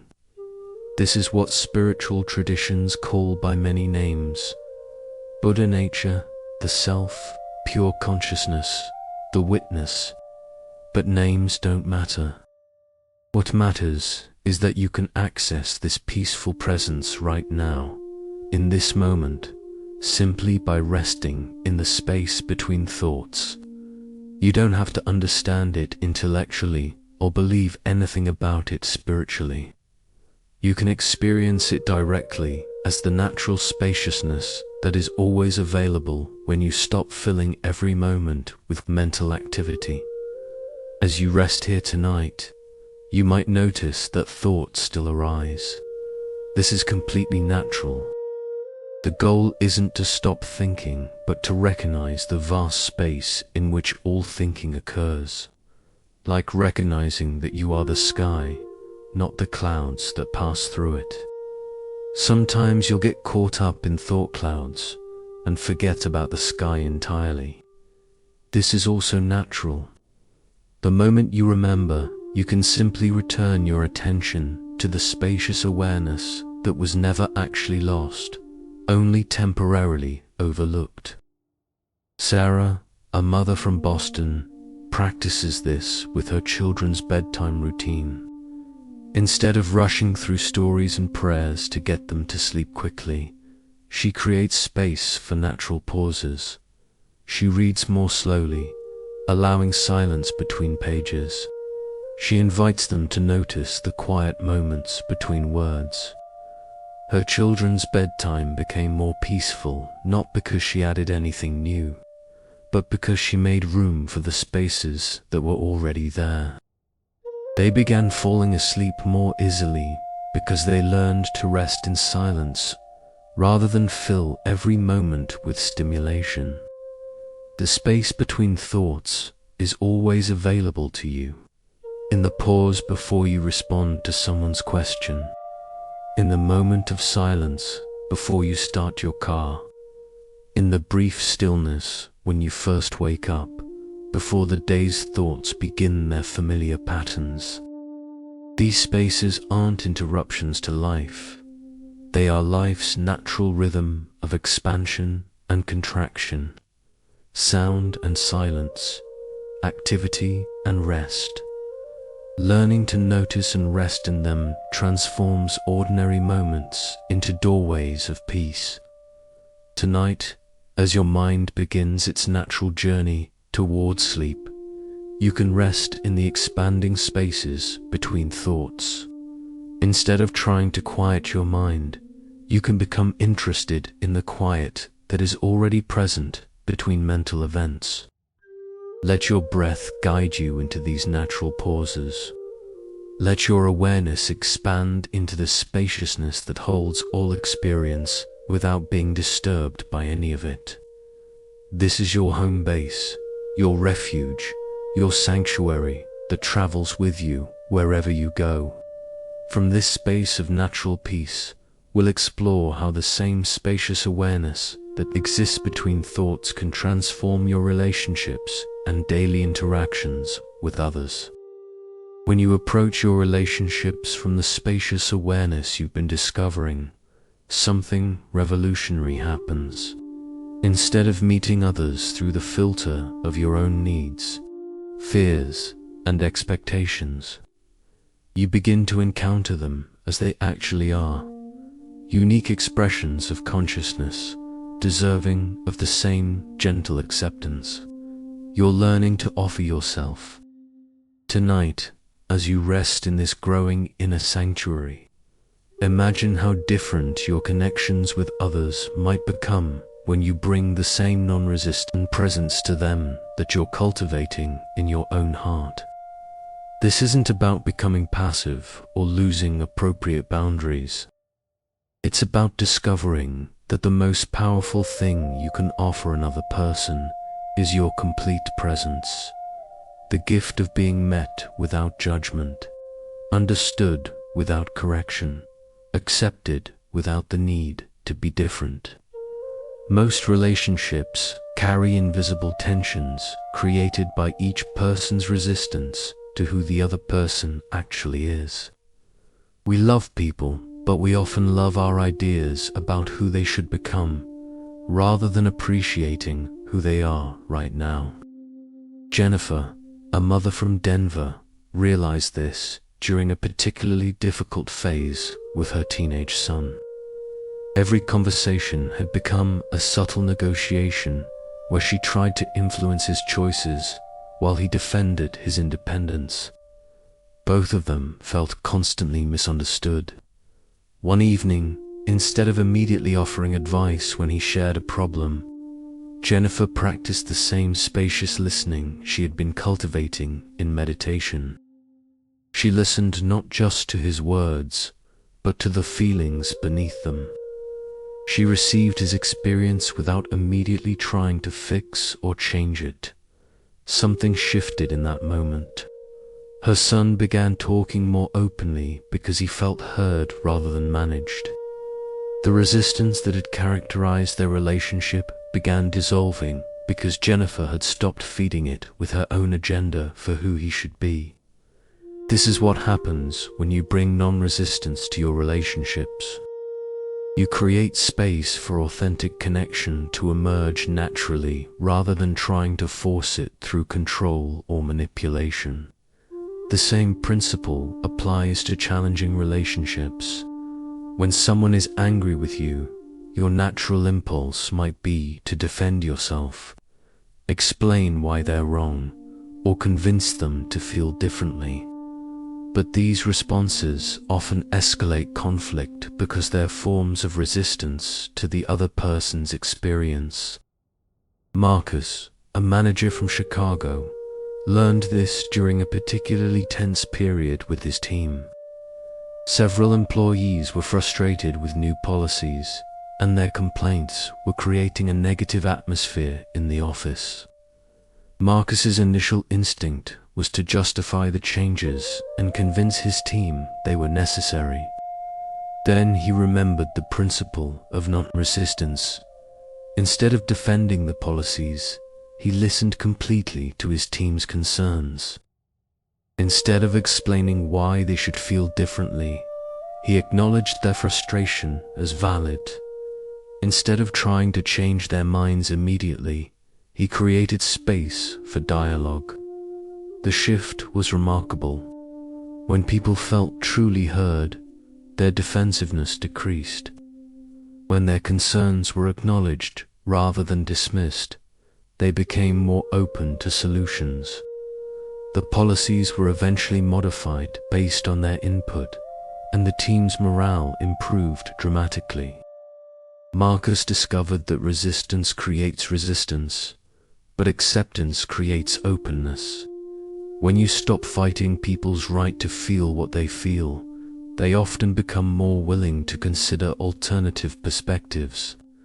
This doesn't mean agreeing with everything or allowing inappropriate behavior. It means responding to difficult situations from wisdom rather than reactivity, from understanding rather than defense. Sarah, a nurse from Portland, applied this principle with challenging patients. Healthcare environments can be stressful, and patients sometimes express their fear and pain through anger or demands. Sarah's colleagues often took these expressions personally and responded defensively. Sarah began approaching upset patients with the same spacious presence she cultivated during meditation. Instead of immediately trying to calm them down or explain why their complaints weren't valid, she would listen deeply and acknowledge their distress. Patients would often soften when they felt truly heard. Their anger usually contained fear or pain that needed acknowledgement rather than argument. Sarah found she could provide better care when she wasn't defending herself against their emotional expressions. The principle of relationship non-resistance extends to your most intimate connections. Often, the people closest to you trigger the strongest resistance because you have the most investment in who you think they should be. David, a husband from Phoenix, noticed this pattern in his marriage. He and his wife had been together for 15 years, and he had developed subtle expectations about how she should respond to stress, how she should handle money, how she should interact with his family. These expectations created constant low-level tension, because she naturally handled these areas differently than he thought she should. He was loving her through the filter of his preferences, rather than accepting her authentic way of being. When David began practicing acceptance in his marriage, everything changed. Instead of trying to help his wife be less anxious, he offered presence with her anxiety. Instead of correcting her spending habits, he became curious about her relationship with money. Instead of expecting her to love his family the way he did, he appreciated her own way of showing care. Their intimacy deepened because his wife felt accepted rather than constantly improved upon. The energy David had been spending on subtle resistance became available for genuine appreciation and connection. This transformation in relationships often happens gradually. You might notice that conversations feel more relaxed when you're listening from spacious awareness, rather than preparing your response. Conflicts might resolve more easily when you're curious about the other person's perspective rather than attached to being right. Even brief interactions can become more pleasant when you approach them without resistance. The grocery store clerk who seems unfriendly might simply be tired. The driver who cuts you off might be dealing with an emergency. The colleague who's critical might be struggling with their own insecurities. When you don't take others' behavior personally and instead recognize it as their own expression of their current inner state, you can respond with wisdom rather than react with defense. Lisa, a teacher from Seattle, practices this with her students. Instead of immediately correcting disruptive behavior, she first considers what might be driving it. Is the student hungry, tired, worried about something at home? This doesn't mean allowing inappropriate behavior, but it means addressing the root cause with compassion rather than just the surface symptoms with punishment. Her classroom became more peaceful because students felt understood rather than constantly judged. When children feel accepted, they naturally want to cooperate rather than resist. The gentle revolution of bringing non-resistance to relationships doesn't require the other person to change or even understand what you're doing. It simply requires you to meet them from the spacious awareness you're cultivating rather than from the reactive patterns that create conflict. Right now, as you rest in this peaceful state, you might bring to mind someone with whom you've been experiencing tension. Instead of immediately thinking about how they should be different, can you hold them in the same accepting awareness you're offering yourself? This isn't about condoning harmful behavior or giving up appropriate boundaries. It's about approaching the relationship from love rather than resistance, from wisdom rather than reaction, from the space of awareness that can hold both your needs and theirs. Tomorrow, you'll have opportunities to practice this gentle approach to connection. In conversations with family members, interactions with co-workers, encounters with strangers, each moment of choosing acceptance over resistance strengthens your ability to love without conditions. This transformation of relationships through presence and acceptance naturally extends into every ordinary moment of your daily life, creating opportunities for peace and meaning in the simplest activities. There's profound holiness hidden in the most ordinary moments of your life. In the steam rising from your morning coffee, in the feeling of water washing over your hands, in the simple act of turning a key, walking through a doorway, or settling into a chair. Tonight, as you rest in growing awareness, these seemingly mundane activities reveal themselves as opportunities for the same presence and peace you've been cultivating here in the quiet darkness of your room. The ancient tradition of mindfulness teaches that enlightenment isn't found by escaping ordinary life, but by bringing complete attention to it. Every moment becomes sacred when met with the spacious awareness you're discovering. This doesn't require you to become a monk or retreat from the world. It invites you to transform the world you already inhabit by changing the quality of attention you bring to it. Consider something as simple as brushing your teeth tomorrow morning. Usually, this might be a mindless activity performed while your thoughts race ahead to the day's challenges. But what if you brought the same gentle presence to this routine that you're experiencing right now? The texture of the toothbrush bristles, the taste of the toothpaste, the sensation of your hand moving in familiar patterns, the sound of water running. These ordinary sensations become doorways into presence when received with awareness. Alina, a graphic designer from San Francisco, discovered this during a particularly stressful period when work deadlines left her feeling constantly anxious about the future. Her morning routine had become a rushed preparation for anxiety rather than a gentle transition into the day. Then she began treating her first cup of coffee as a meditation. Instead of drinking it while checking emails or planning her schedule, she would sit quietly and experience it fully. The warmth of the mug in her hands, the aroma rising with the steam, the taste spreading across her tongue. This simple practice transformed her mornings.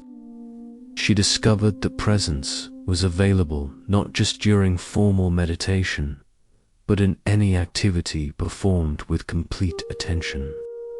Her days began with peace rather than agitation, which affected everything that followed. The sacred ordinary extends to activities you might consider interruptions or inconveniences. Waiting in line becomes an opportunity to practice patience and awareness. Traffic delays become invitations to breathe consciously and rest in presence. Michael, a teacher from Boston, learned this during his daily commute. He had been spending 40 minutes each way, frustrated with traffic, listening to news that increased his stress, arriving at work already exhausted from mental resistance to his circumstances. He began using his commute as sacred time. Instead of fighting the traffic, he practiced acceptance. Instead of consuming stressful information, he drove in peaceful silence or listened to calming music. Instead of arriving at work agitated, he arrived centered and present. His teaching improved because he was bringing peaceful energy into the classroom rather than stressed urgency. His relationships with colleagues became more harmonious because he wasn't carrying traffic-induced irritation into his interactions. Even household chores can become opportunities for mindful presence when approached with acceptance rather than resistance. Washing dishes transforms from a tedious task into a sensory meditation when you feel the warm water. Notice the play of light on soap bubbles. Appreciate the simple service of cleaning what nourishes your body. Sarah, a mother from Portland, discovered this when her young children's constant needs left her feeling overwhelmed and resentful about the endless cycle of cleaning, cooking, and organizing. She was treating these activities as obstacles to a more meaningful life rather than recognizing them as life itself. She began approaching housework as mindfulness practice. Folding laundry became an opportunity to appreciate the clothes that keep her family warm. Preparing meals became a loving act of nourishment rather than a burden. Tidying became a way of creating beauty and order in their shared space. The shift in her perspective transformed not just her experience of these tasks, but her relationship with motherhood itself. She stopped waiting for meaningful moments to arrive and started recognizing the meaning already present in caring for her family. Walking becomes sacred when you feel your feet connecting with the earth. Notice the rhythm of your movement. Appreciate the miracle of balance and coordination that carries you forward. Each step can be a prayer, a meditation, a celebration of being alive in a body. David, a businessman from Austin, began taking walking meetings whenever possible. Instead of sitting in conference rooms discussing projects, he would invite colleagues to walk while they talked. The conversations became more creative and collaborative because movement freed their thinking from the constraints of formal settings. He noticed that problems seemed to resolve more easily when discussed while walking. The physical rhythm of steps seemed to support the mental rhythm of ideas. His stress levels decreased because he was spending more time outdoors and in motion rather than confined to artificial environments. Even eating can become a practice of presence and gratitude when approached mindfully. Tasting food completely, appreciating the nourishment it provides, recognizing the countless hands that grew, harvested, and prepared it. Each meal becomes an opportunity for connection with the web of life that sustains you. The sacred ordinary doesn't require special techniques or complicated practices. It simply asks you to bring the quality of attention you're cultivating right now to whatever activity is present. Breathing while you work, feeling your body while you listen to others speak, noticing beauty while you travel from place to place. These small choices accumulate into a transformed way of living. Jennifer, a nurse from Denver, practices this during her shifts at the hospital. Instead of moving through her tasks mechanically, she brings conscious presence to each interaction with patients. She feels her hands when providing care, listens completely when patients share their concerns, breathes consciously when entering high-stress situations. Her work became more fulfilling because she was engaging with it from presence rather than going through motions. Patients responded differently to her care because they could sense her genuine attention. Her colleagues began seeking her out because her peaceful energy was contagious. The beautiful secret of the sacred ordinary is that you don't have to change your external circumstances to experience profound transformation.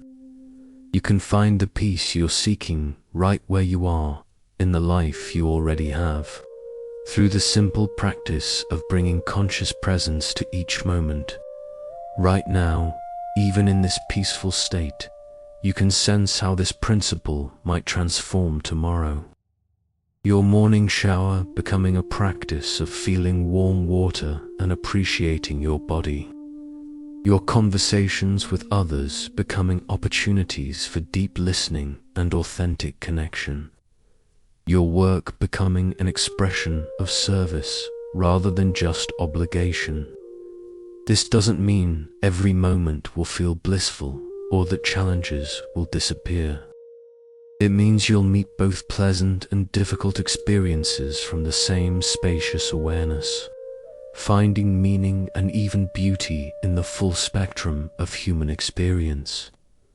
The ordinary moments of your life are not intermissions between more important events.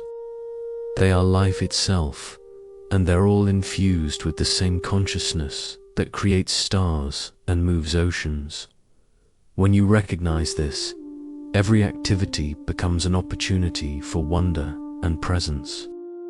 As we journey deeper into this understanding, we'll discover how the natural world offers perfect examples of the effortless flow and acceptance you've been learning to embody.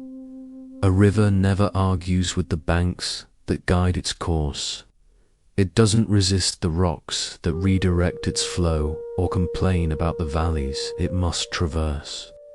With perfect wisdom, it follows the path of least resistance, while never losing sight of its ultimate destination, the vast ocean that calls it home.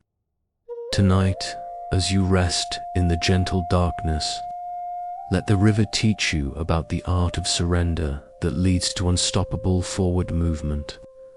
Let it show you how acceptance and progress can flow together like water and current, inseparable and mutually supportive. The river demonstrates something profound about the nature of existence. Obstacles are not enemies to be fought, but information to be received. Challenges are not problems to be solved, but landscapes to be navigated with wisdom and grace. When a river encounters a boulder in its path, it doesn't pause to have an argument with the stone.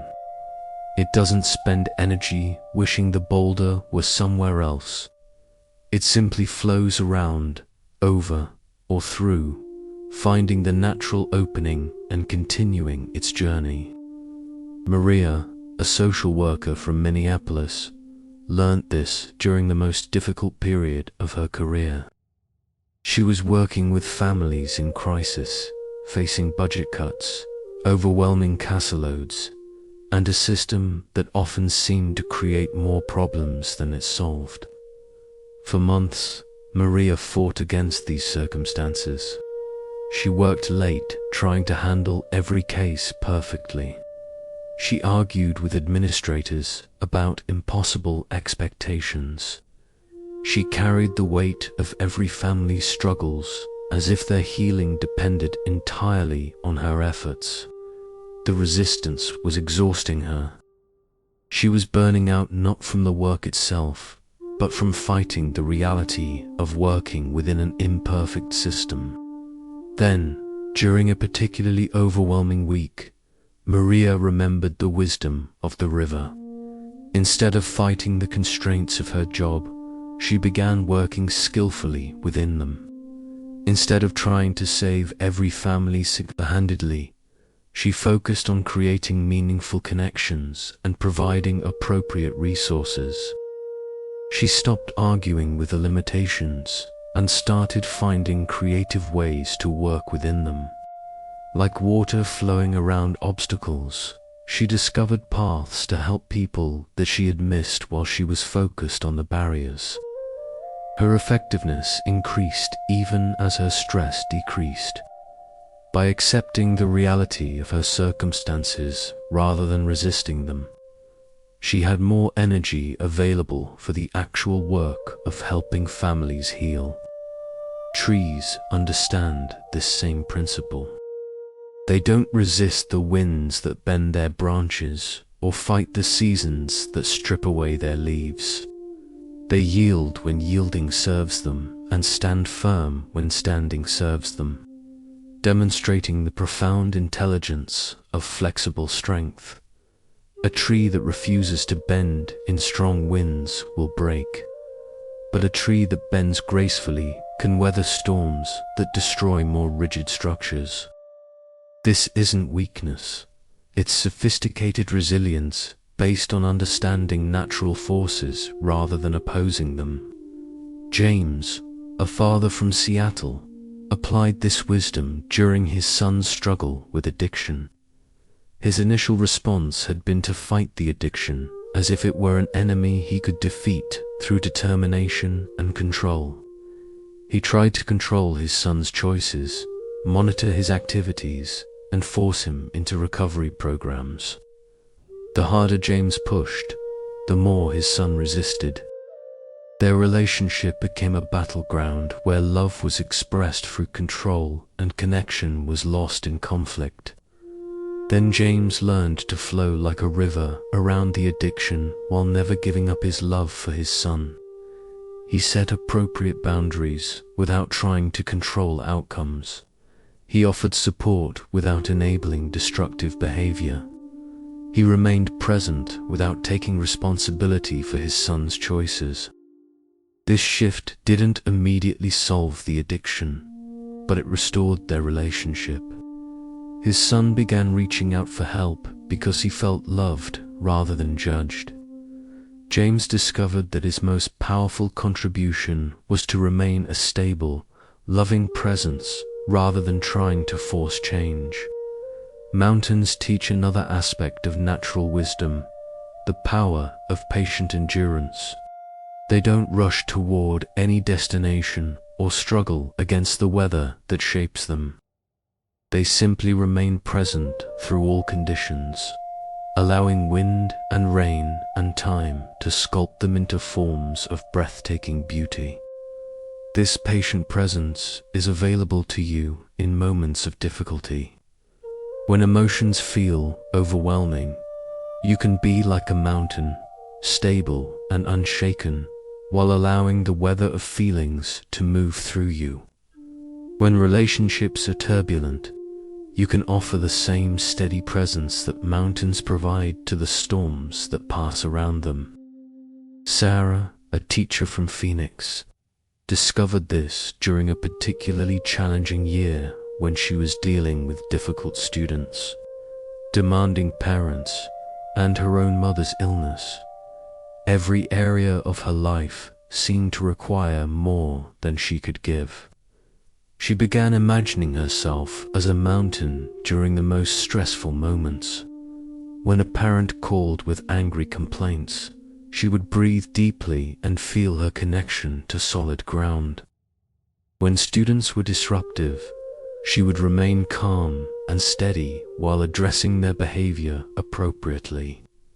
This practice didn't solve all the external challenges, but it changed her relationship to them. She could remain centered in her own stability while responding wisely to turbulent circumstances. Ocean waves demonstrate another profound teaching about acceptance and flow. Each wave arises naturally from the larger body of water, expresses itself fully, and then returns peacefully to its source. Waves don't try to maintain their individual form forever, or resist dissolving back into the ocean. Your thoughts and emotions can move through you with the same natural rhythm. Anger arises, expresses itself, and passes away. Sadness flows through you like a wave, and returns to the deeper peace that is always present. Joy bubbles up and spreads through your awareness before settling back into quiet contentment. When you try to hold on to pleasant emotions or push away difficult ones, you're like someone trying to freeze a wave in place or stop the ocean from moving. The natural flow becomes disturbed by your resistance. David, a businessman from Portland, learned this during his recovery from depression. He had been trying to maintain positive emotions and eliminate sad ones, creating an exhausting internal battle that left him feeling disconnected from his authentic experience. He began allowing emotions to move through him like waves through water. When sadness arose, he would feel it completely without judging it as wrong or trying to make it disappear quickly. When happiness appeared, he would enjoy it without clinging to it desperately. This acceptance of emotional flow restored his natural resilience. Difficult emotions passed through more quickly because he wasn't adding resistance to them. Pleasant emotions felt more genuine because he wasn't grasping them out of fear that they wouldn't return. The wind teaches about the power of moving without attachment. It flows through forests and cities, around buildings and through valleys, never getting stuck anywhere, never accumulating the debris it encounters, always remaining free and mobile. You can move through your life with this same detached flow, engaging fully with each experience without accumulating mental debris from past encounters. Each interaction can be met freshly, without carrying forward resentments, fears, or expectations from previous similar situations. Right now, as you rest in peaceful darkness, you can feel your breath moving through you like wind through an open space. It doesn't get stuck anywhere or accumulate tension. It flows naturally, serving its purpose of bringing life to your body, then moving on. Your thoughts can flow with the same freedom when you stop trying to control or preserve them. Let them arise naturally, serve whatever purpose they have, and pass away like wind moving through trees. The natural world offers countless examples of this wise surrender that leads to effortless effectiveness. Flowers don't force themselves to bloom, but open naturally when conditions are right. Seeds don't struggle to grow, but respond to water and sunlight with organic intelligence. As you prepare for sleep tonight, you can trust the same natural intelligence that guides rivers to the sea and teaches flowers when to bloom. Your body knows how to rest, your mind knows how to settle, your spirit knows how to find peace. Tomorrow, you'll have opportunities to practice flowing like water around obstacles, standing like mountains through storms, and moving like wind without accumulation. Each moment offers a chance to align with natural wisdom rather than fight against life's natural rhythms. This understanding of natural flow prepares you to discover the most gentle and profound awareness that can illuminate every aspect of your experience without disturbing its essential peace. There's a quality of awareness that ancient wisdom traditions compare to moonlight, gentle, all-pervading, illuminating everything it touches without force or effort. Unlike the intense brightness of sunlight that can overwhelm and create harsh shadows, moonlight reveals the world with soft clarity that soothes rather than startles. Tonight, as you rest in the peaceful darkness of your room, this same moonlight awareness is naturally arising within you. It's the gentle consciousness that notices your thoughts without being disturbed by them, that observes your emotions without being swept away by them, that witnesses all experience while remaining serenely untouched. This moonlight consciousness has been present throughout your entire life, quietly illuminating every experience you've ever had. It was there in childhood wonder, teenage confusion, adult responsibilities, and moments of deep peace. It has watched every joy and sorrow, every success and failure, every fear and triumph with the same accepting presence. You are not your thoughts. You are the awareness that notices thinking. You are not your emotions. You are the consciousness that experiences feeling. You are not your circumstances. You are the witnessing presence that observes life unfolding. This distinction isn't philosophical, but practical. When you recognize yourself as the moonlight awareness rather than the changing content it illuminates, you discover an unshakable peace that doesn't depend on your experiences being pleasant or your circumstances being perfect. Catherine, a therapist from Denver, discovered this during her own journey through grief after losing her mother. For months, she had been identifying completely with her sadness, believing that she was grief, rather than recognizing that she was the awareness, experiencing grief.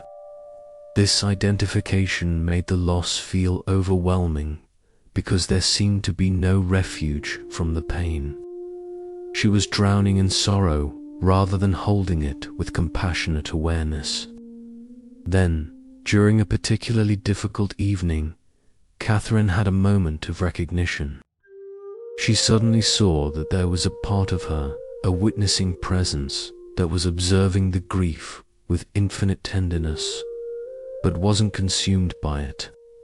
This awareness could hold her pain the way moonlight holds a landscape, illuminating it clearly while remaining unchanged.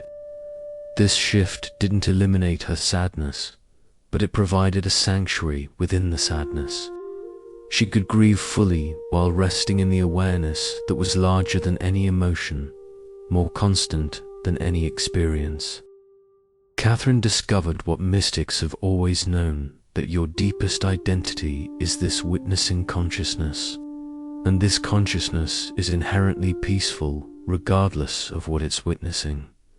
Moonlight awareness doesn't judge what it illuminates. It shines equally on beautiful gardens and cluttered yards, on flowing streams and stagnant ponds.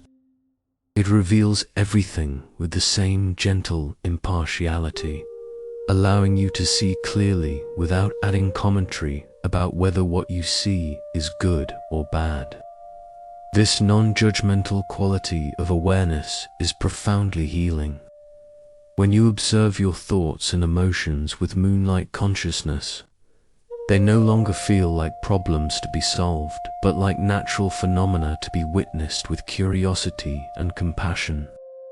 Marcus, a businessman from Chicago, learned this during a period of intense work stress. His mind was constantly spinning with worried thoughts about deadlines, difficult clients, and financial pressures. He was fighting these thoughts, judging himself for being anxious, and creating additional stress on top of the original challenges. Then Marcus began practicing what he called moonlight meditation. Instead of trying to stop worried thoughts, he would observe them with the same gentle awareness that moonlight brings to a nighttime landscape. He would notice anxiety arising without immediately labeling it as wrong or trying to make it disappear. This shift transformed his relationship with stress. The worried thoughts still appeared, but they no longer controlled his emotional state because he wasn't identifying with them completely. He could see them clearly while remaining centered in the awareness that was observing them. Marcus discovered that problems often solve themselves more easily when observed with calm clarity rather than anxious urgency. His decision-making improved because he could see situations more objectively when he wasn't caught in emotional reactivity. Moonlight awareness is always available to you, regardless of your circumstances or emotional state. In moments of anger, you can rest in the consciousness that is witnessing anger without being consumed by it. In times of fear, you can find refuge in the awareness that is observing fear while remaining essentially peaceful. This doesn't mean suppressing emotions or pretending difficulties don't exist. It means recognizing that you are spacious enough to hold any experience without being defined by it. Lisa, a teacher from Boston, practiced this with her most challenging students.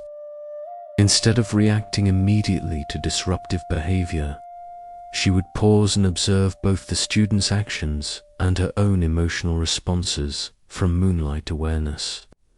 From this spacious perspective, she could see that a student's aggression often masked fear or pain. Her own frustration was understandable, but didn't need to control her response. She could acknowledge both the student's difficulty and her own reactions while choosing to respond from wisdom rather than reactivity. This practice transformed her classroom dynamics.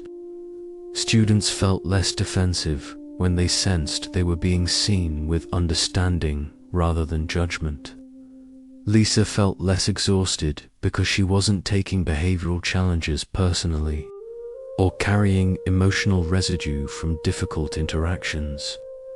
The beautiful quality of moonlight awareness is that it grows stronger with practice, but doesn't require strain or effort.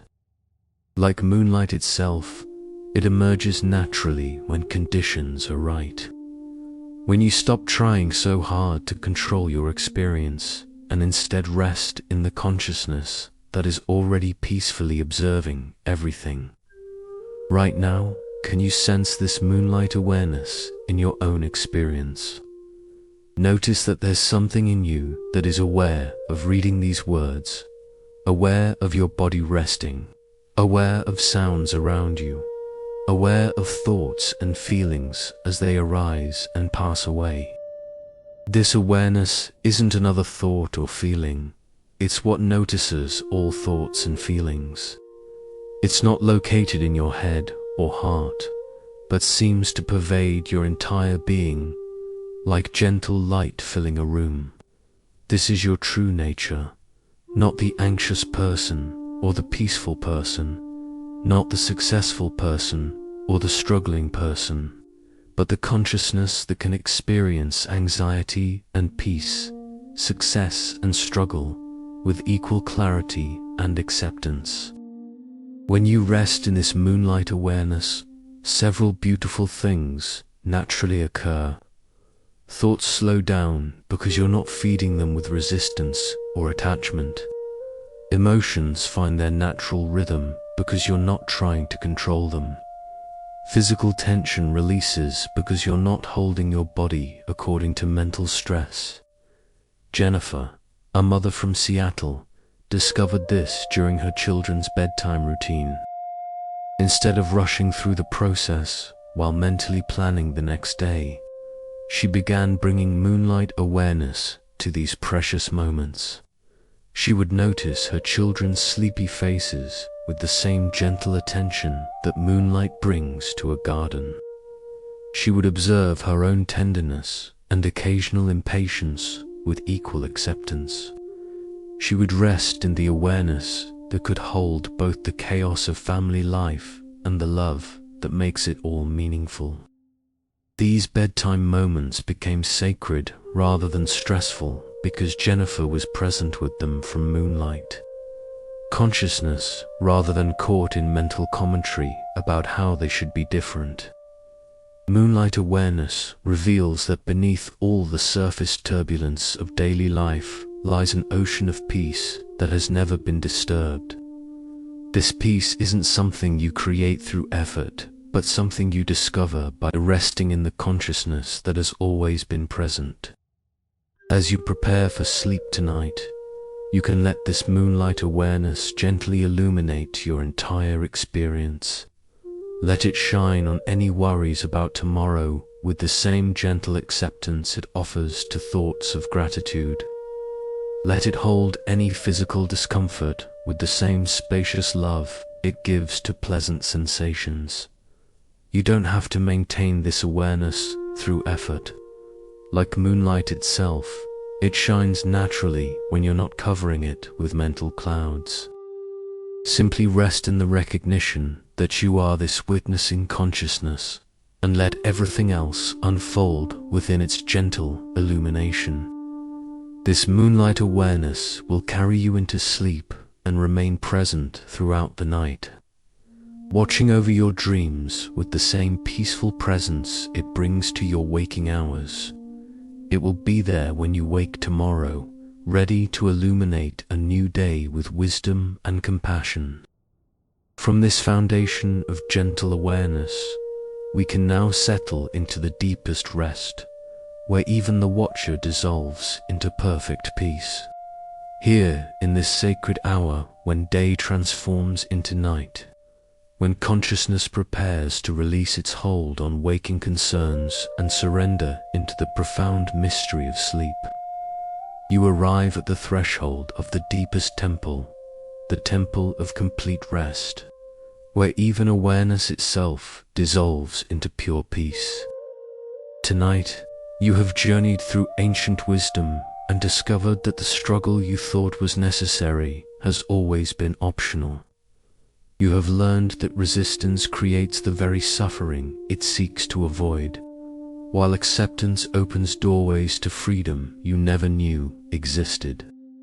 Now, as you rest in the gentle darkness, feeling the soft weight of blankets, sensing the quiet rhythm of breath moving through your peaceful body, you can let go of even the effort to understand or remember these teachings.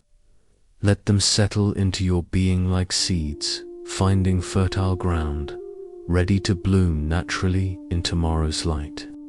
Your body knows how to rest completely. Every cell carries the wisdom of countless nights, countless moments of surrender, countless journeys into the healing darkness that restores what daylight depletes. Trust this ancient intelligence that has guided every ancestor's sleep, every baby's peaceful slumber, every elder's final rest. Feel how your muscles begin to soften without your direction. Notice how your breathing grows deeper and slower without your management. Observe how thoughts naturally space themselves further and further apart, like distant stars in an expanding universe of inner silence. This is the profound letting go that your soul has been calling for. Not just the release of today's tensions or tomorrow's concerns, but the deeper surrender of the one who has been carrying all these burdens. The one who has been trying so hard to manage life, control outcomes, resist difficulties, and create peace through effort. In this temple of deep sleep, that struggling self can finally rest. The one who worries can lay down their vigil. The one who plans can release their grip on the future. The one who remembers can let the past dissolve into the vastness that holds all time. You are sinking now into layers of rest deeper than you knew existed, deeper than the body's relaxation, deeper than the mind's quieting, deeper than the heart's settling. You are returning to the source from which you emerged each morning, the vast silence that cradles all sound, the infinite darkness that births all light. Let your breath become a gentle tide carrying you further from the shore of ordinary consciousness. Each exhale releases another layer of effort, another remnant of resistance, another thread connecting you to the daytime world of doing and becoming. Each inhale draws you deeper into being, closer to the essence that needs nothing, changes nothing, improves nothing, but simply rests in its own perfect nature. There is nothing left to accomplish in these precious moments. No meditation to maintain, no awareness to cultivate, no peace to achieve. Even the moonlight consciousness that has been your gentle guide can now fade into the perfect darkness that is its source. You are dissolving into the same mystery that transforms seeds into flowers, winter into spring, night into dawn, the intelligence that moves planets and atoms is tenderly dissolving all boundaries between you and the infinite rest that is your deepest home. Let go of knowing where you end and silence begins. Release the need to maintain any sense of self separate from this oceanic peace. Allow every identity, worried one, peaceful one, spiritual seeker, busy person, to merge into the unnamed vastness that was here before you were born, and will remain when all names are forgotten. Your breathing is becoming the universe breathing. Your heartbeat is joining the cosmic rhythm that pulses through galaxies and quantum particles. You are no longer resting in peace. You are becoming peace itself, dissolving into the eternal now that dreams all experiences into existence. There is nothing to hold on to and nowhere to go, nothing to remember and nothing to forget. Only this perfect dissolution into the loving darkness that receives everything and rejects nothing, that knows everything and judges nothing, that holds all possibilities while clinging to none. Sleep now, beloved soul. Sleep completely. Sleep without dreams of yesterday or tomorrow. Sleep beyond the reach of any thought that would disturb this profound rest. Sleep in the absolute confidence that you are held by the same force that holds stars in their courses and love in lovers' hearts. The temple of deep sleep opens its infinite doors. Every worry is absorbed into compassion. Every fear transforms into trust. Every resistance melts into acceptance. Every separation dissolves into unity. You are home now in the vast embrace that has always been your truest sanctuary. Rest here beyond all effort, beyond all seeking, beyond all becoming, in the perfect stillness that is the source and destination of every journey. Sweet dreams, dear one. Sweet, deep, healing dreams that restore your body, refresh your mind, and remember your spirit to its eternal nature. Or perhaps no dreams at all, only the profound silence in which all dreams arise and into which all awakening dissolves. Sleep now, sleep completely. Sleep in the absolute peace that surpasses all understanding. The temple doors close gently behind you. Welcome home.